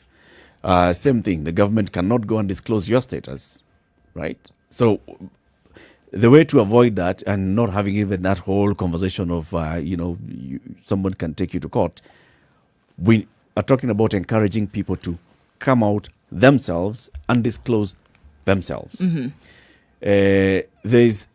I completely agree with this, because it's one way of also fighting stigma, and it's one way of the community coming together to fight COVID-19. Right. Because the truth of the matter is, just like you said, you will find a police car plus an ambulance coming to somebody in a house in your estate, in your neighborhood. you'll find people getting out with those spacesuits, Mhm. getting into that house. You'll see people being removed from that house. You'll see people no longer coming out of the house. Mhm. And everybody in the neighborhood will start talking about and, pointing fingers and saying, That kuna house. COVID pale kwa ile nyumba. That increases that stigmatization. So that family basically is just being looked at. You guys are sick. It's like you're lepers. You went somewhere. You went somewhere. You misbehaved, and You that's did how something wrong. That's how come you got COVID. But if you came out and you started having this conversation, just from that level, family level, and then looking at community level, you and your neighbors come out and say, this is the status. This is, guys, we've tested positive. We are in isolation, or we are in quarantine, or we've been told to isolate ourselves at home. So and so, we are all asymptomatic, or such and such family member of ours has developed symptoms and therefore they have gone to hospital. Help us, pray with us, pray for us. That community now starts looking at it as any other disease. When somebody has malaria in a neighborhood, see people say, Yeah, I had malaria. ameenda hospitali akona malaria or pneumonia. We say it. We fight this COVID because of the stigma that we associate with this COVID. Because we started from that point of stigma. And I think the way to break that stigma is by starting to become open. Is it easy? If stigma was something like a shirt which you put on And take off. and then take off, it would be easy. The one epidemic that to date, we are still dealing with is something called HIV. For people to get to the point of understanding stigma, first of all, people who were counseled, man, it took a long time. Not just in understanding stigma, but in also understanding how to destigmatize. When you test for COVID, I am not sure what sort of counseling is offered to you. I'm not sure whether even after that there's a continuing message of counseling, because counseling has a process that gets your mind, prepares your mind to fully understand this thing, not just how to accept it, but how to manage it and how to move away from it and how to live normally with it. That's what that process of counseling is supposed to do. But if you assume that it's like a cold and say, okay, please take this tablet 3 times a day and you should be fine, then the truth of the matter is this. That stigma that we associate with HIV, it will be the same sort of stigma that you associate with COVID. You tell me, in the time that you have been, as I like saying, alive on this planet, did you ever hear any leader in government or in the political arena coming out and saying, I am HIV positive and this is how I'm managing ABC? Did one? Till tomorrow.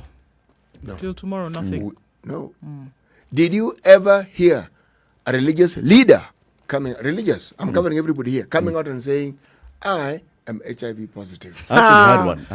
I heard of one. I read of one who talked about how they got HIV and they were going to explain. It was about the whole issue of blood transfusion. Trying to explain it.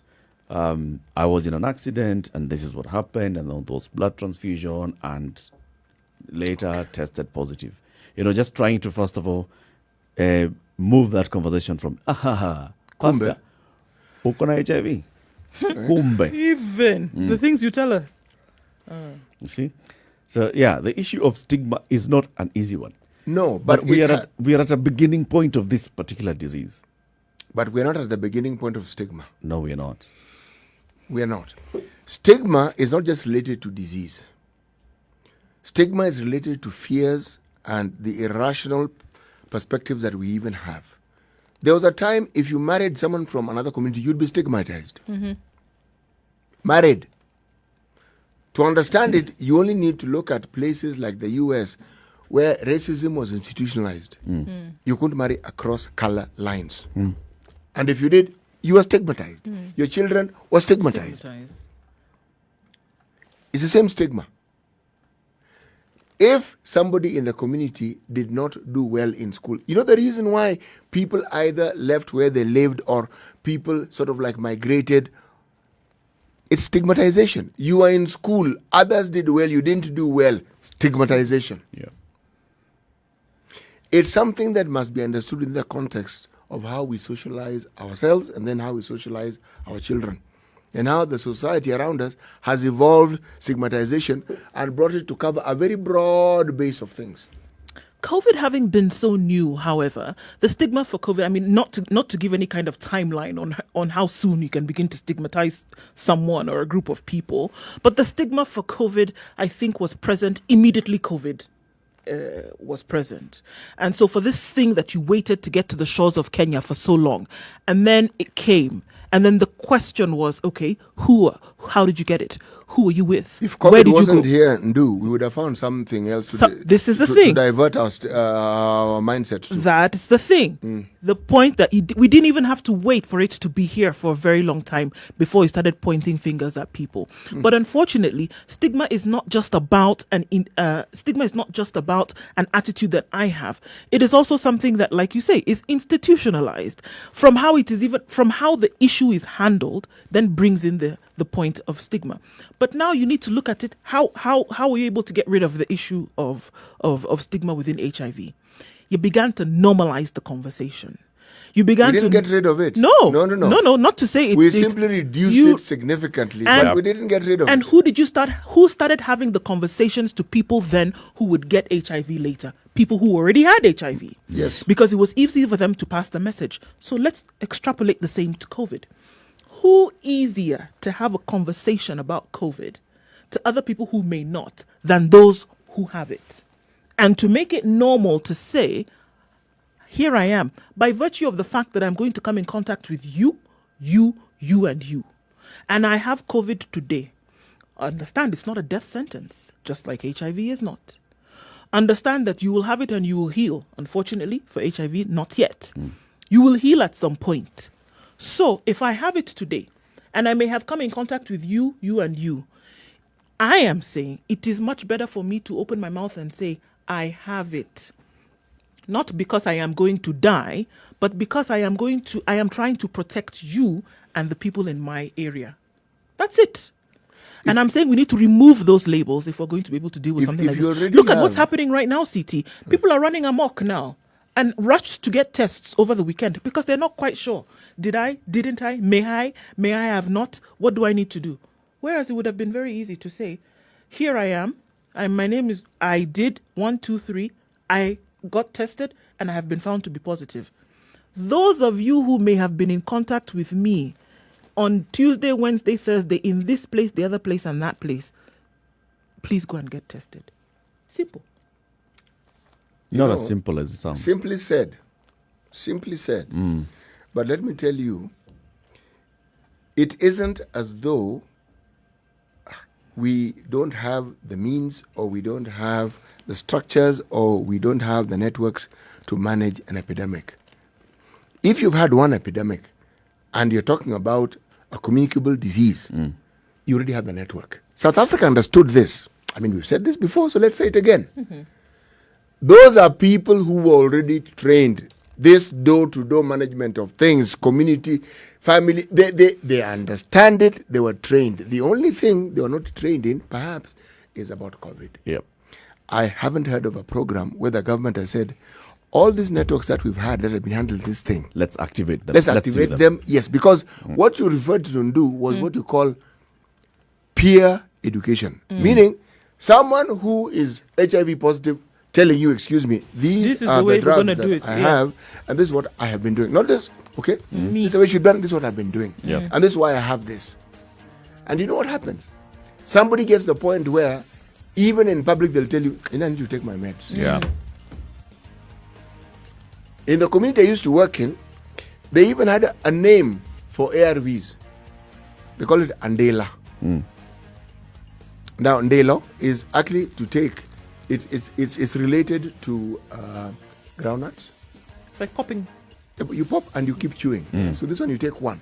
And remember, ARVs came from the point where you almost had an entire pharmacy of drugs for you to carry around with you. That's why it was called the cocktail. Yes, to the point where you had probably 3. Yeah. Okay. Now, if you talk about HIV right now, there's an alarm. Shortage of HIV drugs. Maneno ingine. Let's take a break. 18 minutes after 9. This is a situation room. It's Kenya's biggest conversation. Let's look at the weather.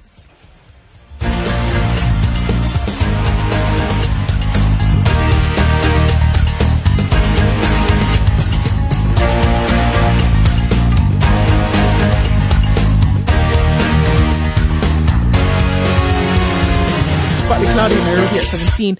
We'll see highs of 24 today throughout the city.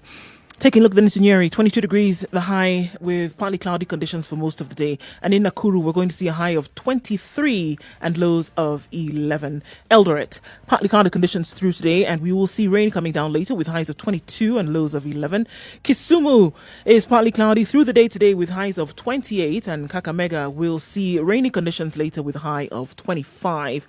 In Malindi, it's partly cloudy, we'll see highs of 29. Mombasa will see the same with highs of 29. Kampala, likely to be a thunderstormed afternoon. Highs of 26 and lows of 18. And in Dar es Salaam, it's going to be a foggy afternoon with highs of 32. In Johannesburg, it's mostly sunny at 6 degrees. We'll see lows of 1 and highs of 17. All right, taking a peek into Lagos. It's a thunderstormed afternoon, highs of 27 and lows of 23. Let's take a last look then into Europe, where in Paris, it's sunny conditions at 16 degrees. We'll see highs of 24 and lows of 14. And in London, 13 degrees currently, cloudy conditions in the afternoon with highs of 20 and lows of 12. The sun's going to come up very soon in New York. It's going to be a cloudy day, however, and then into a sunny morning and into a rainy afternoon with highs of 31 and lows of 21.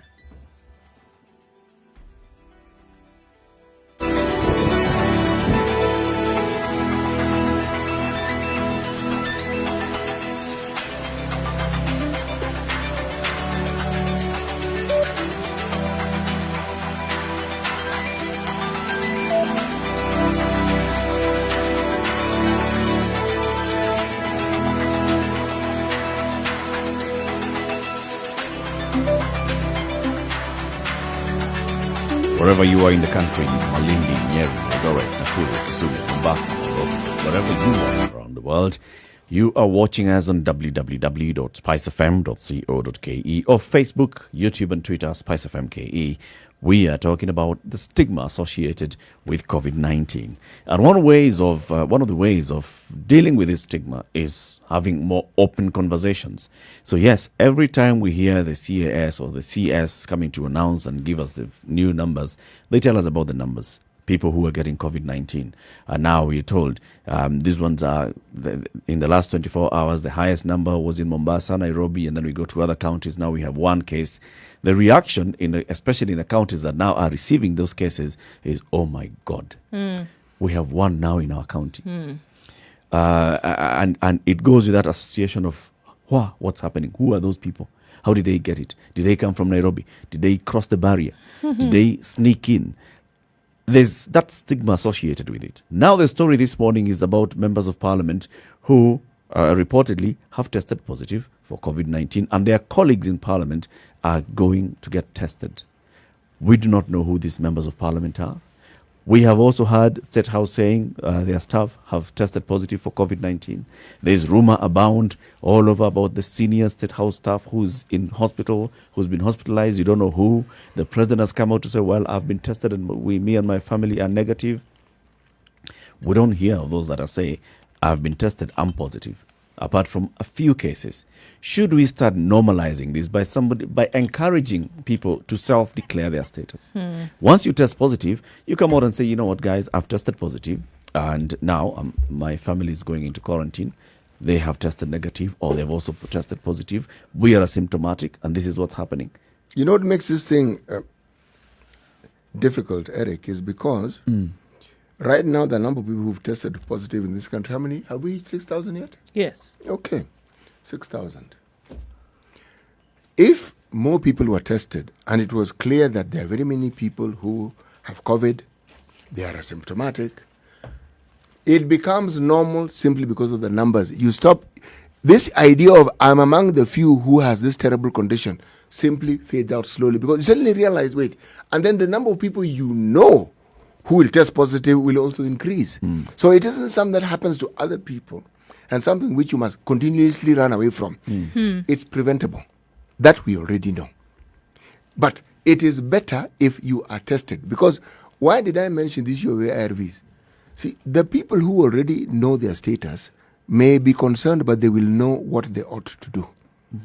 Here we have a situation where people are worried about COVID and they haven't even tested.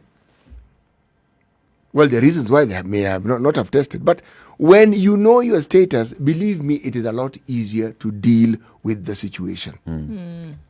But if we can't test enough people, we will not be able to deal with stigma. But however, CT, yes, the reality is that we can't test very many people. Why That's not? where we are. Why not? Our reality is we can't. Our reality is we're told we can't, just like our reality is we're told we don't have money. Yeah. And I've told you, nonsense. Yeah. We have So- money. So that's the reality. You see, the reality is now. The reality in is the we have country, money. The falsehood our is that we keep capacity being to told test is we don't not have money. Beyond. We have only tested how many?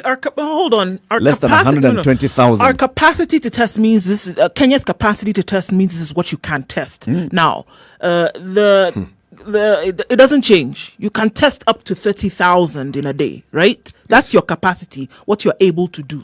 Now, that has not been done. The threshold has not been met for several reasons. Now, the reasons that they're giving you is because we don't have enough money, we're not able to procure the reagents, etc., etc. And those are factors of capacity. You see, Eric is right. It is a factor of capacity. Our capacity, yes, we have the labs that can do this, and then also we have the equipment that can match that. Yeah. Now, if you don't have the equipment, But now your capacity is yes, but completely- now if you look at the reasons why that is not being able to be done, now they say they don't have money. That could be the reasons. CT is saying that is not a reason as to why it cannot be done. Now it goes beyond It is now what you're accessing able. these things. Sorry, They actually don't even talk How about are money. the people accessing it? Where are they getting their supplies from? We're also getting, but we're just not getting in high numbers. No, we're not buying enough. Because of this excuse that we don't have money, or this nonsensical attitude this beggar mentality that we are waiting for someone to give us. No one is going to give us those things. Everybody has a problem in the world right now. Yes. So let's come back into the issue of capacity or not semantics. We are not testing a high number right now. All right? As we speak today, people are fearing COVID. Today, as we speak. Now, if we went into starting first of all to encourage the community to speak by using our opinion leaders in our society to speak out about COVID. Our opinion leaders, for example, let's start with State House. So the president has come out to say, you know what, my family and I, we got tested and we turned negative. Those that turn positive, encourage them as well to come out and say, I, MP so-and-so, I got tested and I turned positive. And this is what is happening to me. I, religious leader so-and-so, got tested, turned positive, and this is what is happening. I've been taken to hospital and such. Come cascaded down to leaders in our community. I have been tested, and this is it. Then we start saying, even the moment when we increase our numbers and we're able to test 100,000 people per day, and you test positive, it'll not be anything major. It'll be okay. Just like when you saw people going to Kawangware to put up those tents to do the test and the swabs, that did a lot in terms of creating more awareness about what this COVID-19 is all about. It had a positive impact. For sure. Just people seeing that, Nipale, kwa ile tent, people, what are they doing? You just go, you sit down, they put a thing up your nose, they put another thing down your throat, and you're told wait for 2 days. There were very many issues of, that thing is uncomfortable and all, but you could see somebody went, sat there, they walked out. I think that's what the elements, the process then requires a lot of undoing of what was done previously, whereby if somebody was found to be COVID positive, it was a whole thing of an entourage of vehicles, take them, wrap them up and then take them somewhere else to some unclosed one. Number two was that if you're found to be with COVID, then you would have to pay for it, and before all of that was unraveled. Then number three was that, Has it been unraveled really? Well, okay. There's still elements of payment, right? And then another thing was that, okay, then we started to conflate issues, found out after curfew, then you're arrested, taken to quarantine. So we started to mix a lot of issues. Now, the process to normalizing... Plus. The CS coming out to talk about, can you imagine these people? They crossed borders. They crossed barriers. And they went to take COVID there. Right. So now, what is wrong with these people? The process of normalizing this so that people get comfortable enough to say it now requires a lot of undoing what was the practice for the last 16 weeks. Okay? And I think that's one thing that has to become, a lot of this has to be repealed to say that it's okay. And it's going to have to come out of the same mouths of those individuals who put those messages out there in the first place. So it's got to be a collective effort. In as much as we talk about self-declaration, there has to be an additional messaging from the people who put out this negative messaging in the first place. It's got to be a combined effort here, so that where it's the person who's next to you in terms of your neighbor saying that, all right, I have COVID and I want to be able to help, or I'm putting out a message for help there, so that people who are related to me or know of me can then come in and help. At the same time, it's got to come from the authorities to say that, okay, whereas before it would have been punitive, whether they admit it or not, in this case, what we are saying is now it's going to be collective, so that all of us now can help one another. Because everything else clearly has failed. If now we have people running around, we don't know where these people were over the last 100 days. We don't know. But we're saying it's all right. In order for us to protect more people, then tell us, right? As opposed to keeping this information, tell us so that other people can be protected. If we keep saying we're going to fight this thing together, this is the way you fight it together. By people saying this is it. And for them not having to wear the scarlet letter on their chest for as long as they have this infection, or for whomever, because it could happen to anybody. And if we're going to normalize it, we're going to have to undo a lot of the things that we did and come actually work together. It can't be you shouting at people. It can't be you pointing at people. It's got to be coming together and saying, all right, if we're going to fight this thing properly, the way people have been talking about from the very beginning, it's got to be together. I have bad news for you. What you're saying won't work. Okay. You'll tell us why it won't work. 9:30. This is a situation room. It's Kenya's biggest conversation. Should we go into a point of self-disclosure of our COVID-19 status? If you test positive for COVID-19, just encourage people to come out and say, well, I've tested positive and this is what's happening. I'm going through treatment. I am symptomatic. I'm asymptomatic. My family members have been tested and this is the status. And this is what we are doing so that your community members can know and they can stand with you throughout this time. And also, you're helping to protect them. Let's take a look at the traffic.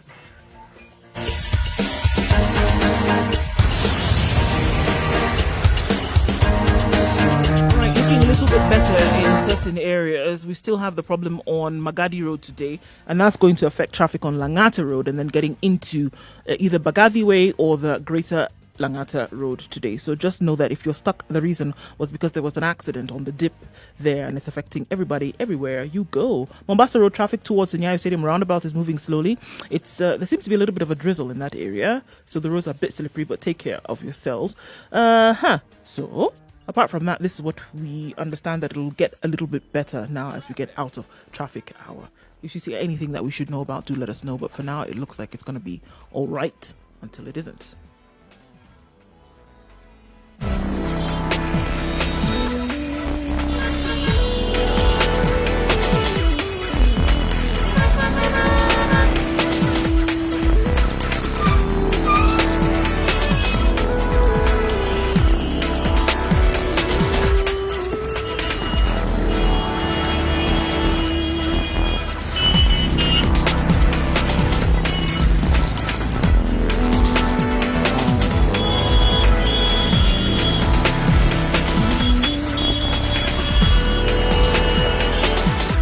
Self-disclosure about COVID-19 status. You're saying that will not work. You know what Ndu has just said, in this mythical world where the bulk of our leaders were both sensible, sane, not both, sensible, sane, and responsible, and in that same world where you had a citizenry who didn't mistrust their leaders and their government as much as this one does, as we do, yes, it had a very, very good chance of working because it's sensible and straightforward. Unfortunately, sensible and straightforward things in this country don't have a very good track record of working. For the simple reason that every time something comes up which is plausible and which is sensible and which makes sense, like what Ndu was saying, believe me, it will die at infancy. For the simple reason that, what is that Ugandan word? What will it do for me again? That one. Word, we yes. both know what that word means. It will take center stage. The reason why there are all these delays, it's not that we can't get these things. It's that it's because someone somewhere feels that they need to benefit from it directly. These are facts that we know. I believe that the only way you deal with these things is you begin by being, unfortunately, brutally honest about where we are, who we are, and what you as an individual can do. Start there, then say, okay, now what can I expect to be done for me? Okay. And what can I push the government to actually do? But you see, the premise of today's conversation is you declaring your status. Not government telling you, not government declaring on your behalf. You know. You go, you get tested forever. See, I've covered that one of where you become unwell. Yes. You become unwell. You come and say it. But then this one I covered my base as well. Let's start with there. So how would that not work? You see, why it wouldn't work. Let's leave let's assume that we don't No, have no, a I'm not government, even because going to we talk live about- like we don't have a government anyway. Let's live like we don't have a government. We do have a government. Now look at your neighborhood, look at your family members. You test positive, you come out and say, guys, nimetoka hospitali, I've tested positive, I'm COVID-19, I'm going into this, I'm going into treatment, or I've been told it's really highly asymptomatic, I'm going to isolate at home. This is what I'm doing. We see it from other communities as well. You know, the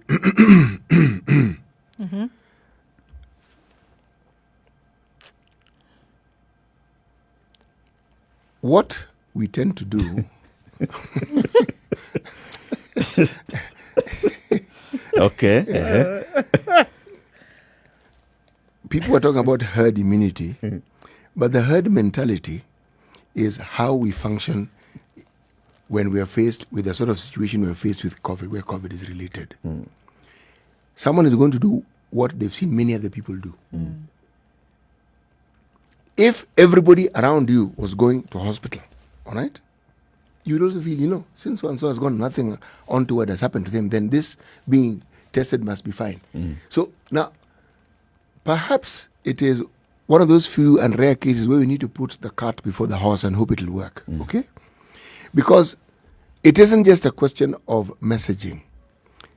No, it's a question of messaging and understanding that that message will be understood the way you want it to be understood. But if it isn't followed by some action, then that messaging, again, will just be that words. If we talk about testing, people can't test themselves. They have to go to a place where they can get tested. Right. And the messaging that we keep getting is that we don't have sufficient equipment to test almost everybody who would want to get tested. So already, people who might have gone to get tested feel, you know, I might as well not bother going. And the simple reason is that I may not get tested. Now, why, when we're talking in an earlier time, I had said, this issue of we don't have money and we don't have test kits, it's not a question of what we don't have, it's a question of how we place our priorities. If we really wanted to have these tests kits, we would have them. If that was really at the focus, we would have them. We would have them. I feel like, yes, what you're saying is it's another angle to the conversation, but it's a further angle from the very basic. It is. Today, in your neighborhood, city, all right? Your neighborhood has, people of Nyumba Kumi, has neighbors. If somebody in your neighborhood tested positive, right, for COVID-19, there are a number of protocols that will come in place. Now we are talking about home-based care. I agree completely. We are talking about people isolating themselves and going into quarantine. Okay? There will be rumors in your neighborhood that so-and-so, those guys in that house have tested positive. One way of basically just dealing with this is if those guys just decided to come out to your neighborhood and said, guys, we've tested positive, we are in isolation, or we are in quarantine. When the same members of that community, some of them who traveled back into the country and they went into self-quarantine, they declared, I just arrived, so, sitoki kwa nyumba because I'm on quarantine. It was easy for them to say. But if you test positive, it becomes more difficult to say because you're fearing what your neighbors will say. And that's the conversation that we're having. Should we just accept, all of us, that if I test positive, I will tell my neighbors, I'll tell my family members? Because what's the point? Because if we're trying to look at it, what is the point of sharing this information? The point of sharing this information is not so that people can point fingers at you and say, ho, what did you do or where did you go?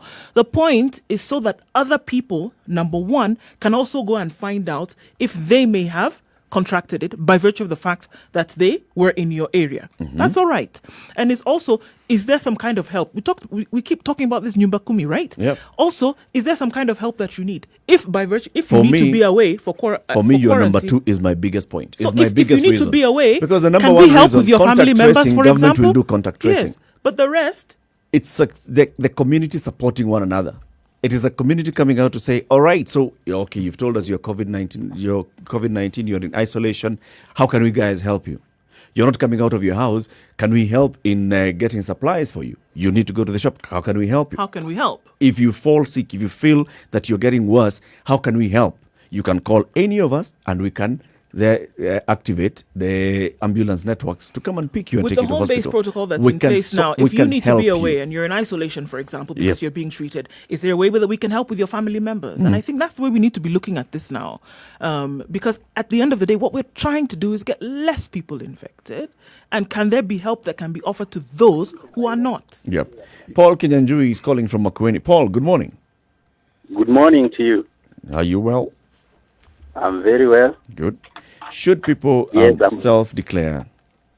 Yeah, I'm catching on talk today, and I'd like to participate also concerning COVID and what you're talking about this morning. Go ahead, Paul. Should people declare their status?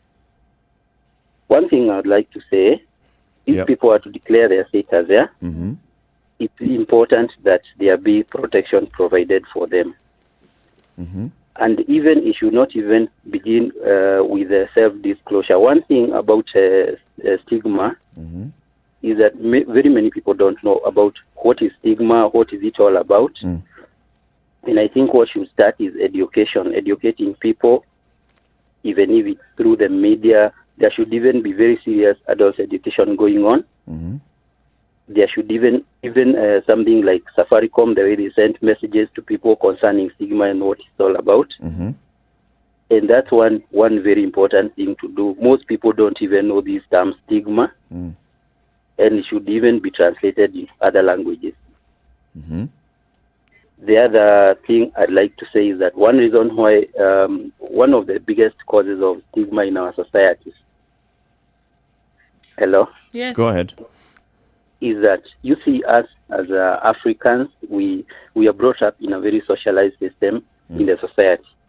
But with the time, through formal education and also economic advancement, we reach a point where we are in a I can call it, allow me to say, capitalistic society. So people are working, searching for their earnings and living and everything, and they forget each other. I think it's a high time people go back and to their society, their homes, and look at each other. Everything is not about money. And how should they do this? This going back to their society. How exactly should they go about this? Yes, good. One of the things that people should do is to think about their identity. Who are they? You see, when the education system came, most people are going to school to learn in order to work and get jobs and earn a living and become rich. I think we should go back to our value systems. Okay. Yeah. Good point. Yeah. Good point. Thank you very much, Paul. Yeah, and also, if you allow me a minute, from your previous conversation concerning that lady and about the Naivasha issue, Yep. it really touched me, and I'm sorry about that. But what I would like also to say is to go back to the same values and attributes about sharing generosity and thinking about each other. I think that's very important. Thank you very much, Paul. Have a good day. Thank you. 0719-012-600. That's 0719-012-600. Should people just be encouraged to declare their status, COVID-19 status? Just say, I tested, I'm positive. They should. But for it to work, this messaging must... It can't be a one-off, and it can't be to individuals. You actually have to do it within a community setting. You have to. So that everyone more or less hears the same message. And you keep repeating it, changing it, and allowing people to bring about their fears. You know why? He said people don't know about stigma. They do. It's just that they don't know it's called stigma. Yeah, it's the word. It's just that the word that they know exactly what it is. For the longest time, Many parents hid children whom they thought had a mental issue. Some hid children who they thought had physical deformities. That's stigma. Yep. You didn't know it was called stigma, but it is stigma. Yep. If you had a daughter who got pregnant when she was in her adolescence, it was stigma. If a woman got a child and the child or was in a marriage and the marriage did not work and she had to come back home, that was stigma. Stigma. We've lived with stigma for the longest times. It's just that it's like you want to find new forms of it. All right? But think back to COVID. The help that was provided surrounding COVID is what really skyrocketed the stigma. You are quarantined. Then you pay it was for it. punishment. Yeah, yes, that Then you pay quarantine for was it. It was punishment. Everything about it is just punitive and all. Yes. Go back to the phone lines, shall we? Yes, please. Jeff in Kwale, good morning. Morning, how are you? We're fine. I've been listening to your conversation and it's quite interesting and sad. Started with you from the lady from Naivasha, and now we are talking about COVID. My contribution, especially on COVID, is that I think we have, since we don't have a standardized approach, then you find that every county is going on its own way. And I'll give a case in point. My brother-in-law lost a farm man, and it was in Tana River. We decided to pick the body and take it to his place, which is in Eldama Ravine. And I can tell you, from Tana River to Eldama Ravine, we didn't have much of a problem along the way. But when we reached there, you know, even the brother of the guys were not even allowed to see the wives and anybody. There was such a big barrier between us and them. We were told, "Wekeni jeneza pale." It is sanitized. Now we are giving you 5 minutes, mrudi kwa gari, mrudi zenu, ama you go straight to quarantine. 5 minutes. 5 minutes. If you go to 6th minute, you catch COVID. Yeah, they will catch COVID because they were believing that since we are coming from coast, most likely we have COVID, and by then COVID had not hit that area. Yeah. But I've also interacted with one guy who had the disease, and I can tell you that the moment I was called and told, you know, so and so has turned positive, did you interact with them? I said yes. On Tuesday I had an interaction. I called the public health officers. I told them, hey guys, I interacted with so and so, and I hear they are positive. You know, the result. The guy told me, go back home, stay there, and you wait. If you feel that you are not okay, call us. We come and get the test from your house. And now I was wondering, do I go back to my family, stay with my kids? I'm not even sure whether I'm sick or not sick. And I mean, it was just terrible. I think they need to have a standardized procedure so that across board, it is understandable. When you get, this is what you're expecting. When you come in contact with a person with it, this is the procedure to go. If you don't have, then this is the procedure to go. Clarity of information. I think when we have an open society, then and open information, it will be very easy. True. Very, very true, Jeff. Thank you very much. Okay, bye. Thanks. Thanks, Jeff. Hasn't he just gotten to the heart of the matter? He the has. stigma is exacerbated by the processes that Everything around it. When you come, you get tested. From the very beginning, when you come and you're told, you know, stay from there. If you're coughing, go to that side. If you're not coughing, go to this side.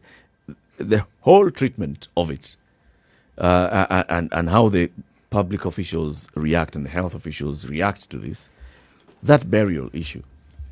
You have come to bury someone, 5 minutes, mtoke mwende mwingie kwa gari na mrudi. Turn back. Because someone had told them that this particular virus is transmitted within a period of 5 minutes. You have escorted the body from the coast, from Tana River. If you stay longer, you have you come get it. all the way. And then you're told, you get it. Yeah, and the family members, you're also told, you know, don't come, you can't come close. The communication around it is what is wrong. Because you can understand, yes, you're trying to maintain the distance between the body and everybody else, but communicate it in a better way. But even the those who would be humane given, way of- even those who would be given the responsibility to communicate this, unfortunately, then really are lacking. Because I mean, okay, so just an example of in another forum is somebody who said she went to you're getting into a public facility, you're being screened normally, right? The person before her was screened and they were fine. The thermometer then read 17 when she was measured, and the person who was screening then did not know what to do and asked her, just stand here for a minute. And she tried to explain. I said, if this temperature was reading 17, I'd be dead. You see, even that kind of explanation at that point, this individual did not know what to do. But guess what? Everybody else in that line at that point, without knowing that maybe this gadget had failed, without knowing that this individual perhaps didn't know what to do with the gadget that was not working, everybody in that line took a step. Instantly. What would you do? I mean, so here you are. So yes, everything that we are dealing with, right, already predisposes you to this stigma, as it were, and makes you practice it a little bit more. So this is why I was saying there needs to be an undoing of the entire process if we're going to say it's okay then for you to be able to self-disclose. It's going to take a while. It'll take a while. And then, the very place where you're supposed to seek help in the minds of people is a place you should fear. Yeah. I mean, don't go to hospital. Don't go to hospital. You fear. Fear. And all the stories coming from it generates even more fear. Death. So, yeah. Where would you go? Zachary, Geoffrey in Mombasa, good morning. Good morning, ladies and gentlemen. Good morning. Good morning to you, Geoffrey. How are you? Fine, thank you. Yes, it is good indeed to make self-declaration once you've tested, just to ensure that you protect your family and those people you work around with. But unfortunate, it is how this COVID thing was handled in the first place when it came calling in our country. Because you realize the government itself, which is enlightening its citizen on how to treat the people who've tested, saying about stigma, they're the ones who did the wrong thing in handling those people who are purported or tested positive. Because you realize that even the police who are to enforce the curfew, they could pick people random on the street and take them to the quarantine. What was the meaning of the quarantine? Because all along I've known quarantine is basically meant for those people who've been tested and proved that they have the virus also. Yep. But then, because this is what I learned in school, and quarantine was basically meant for animals that got sick and they had to be separated from others. But now I've gotten confused about the meaning of quarantine.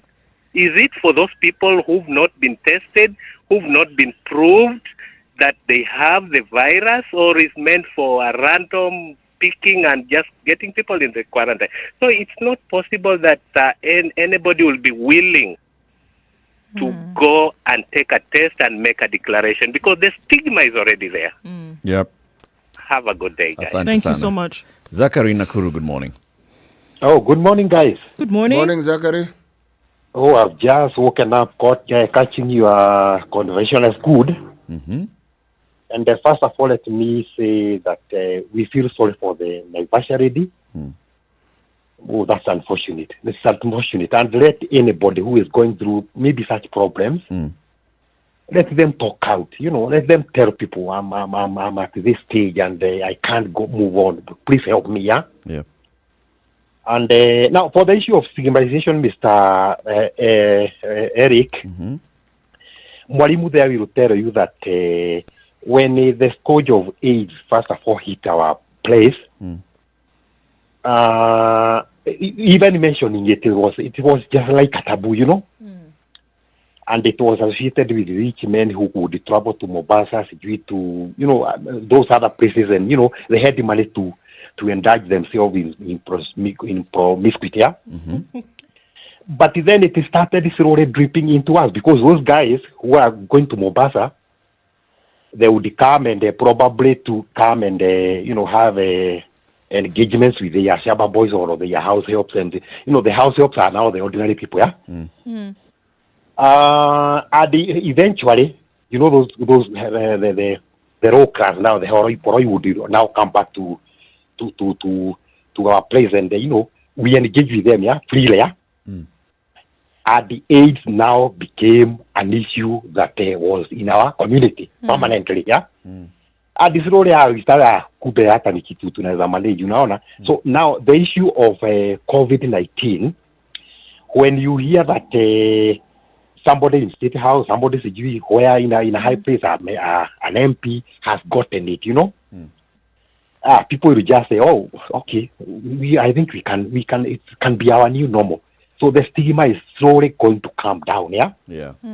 But however, I agree with you that the Ministry of Health needs to come with a standardized policy of sending this message out to, you know, the community, yeah.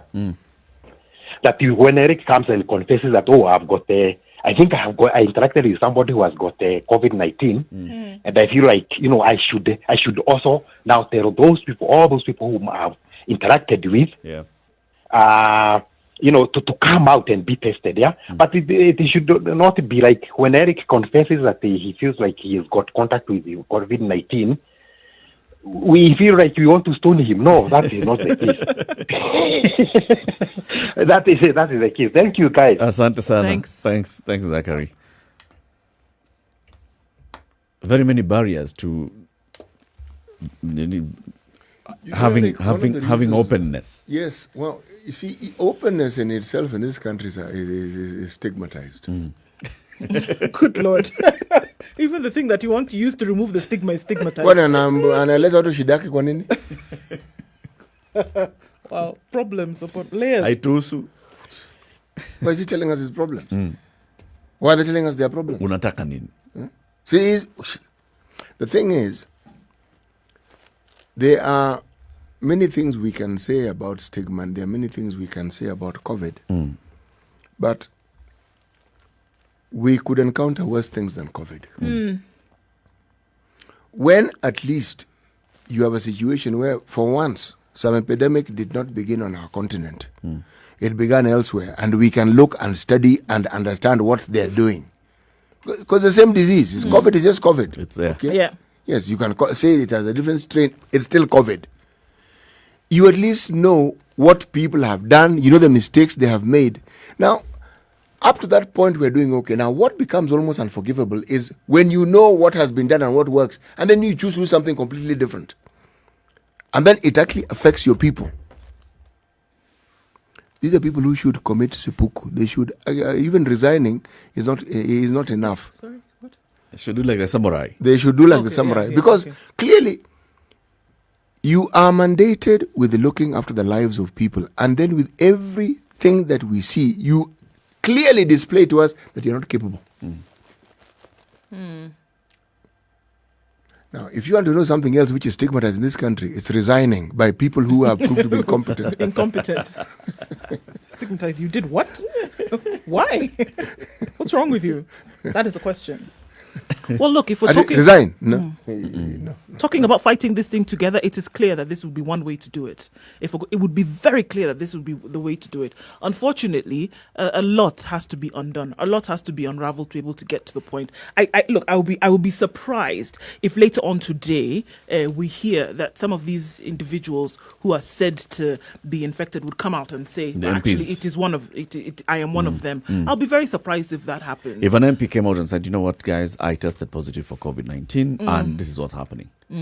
Or we are likely to see those that say, you guys are saying that it is COVID in Parliament. I've been tested, I'm negative. So where is this COVID? My result. We already have a clerk of the National Assembly who's saying, well, I have no idea what you people are talking about. I have not seen any reports. I've not heard anything. So from where I sit, this is not an issue. And that's understandable because he wouldn't know. Because nobody's saying Because nobody has told him, you know what, I've tested positive. Yes.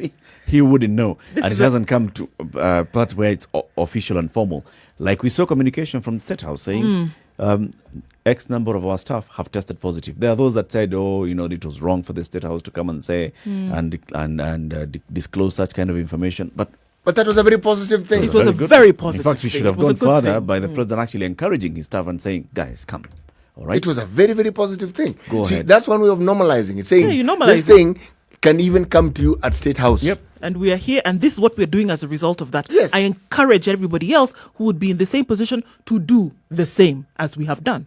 And as we saw, the former Prime Minister also went and got himself tested. Went and got In the tested. full glare of the media. Yep. He says, and even said, Here's my certificate.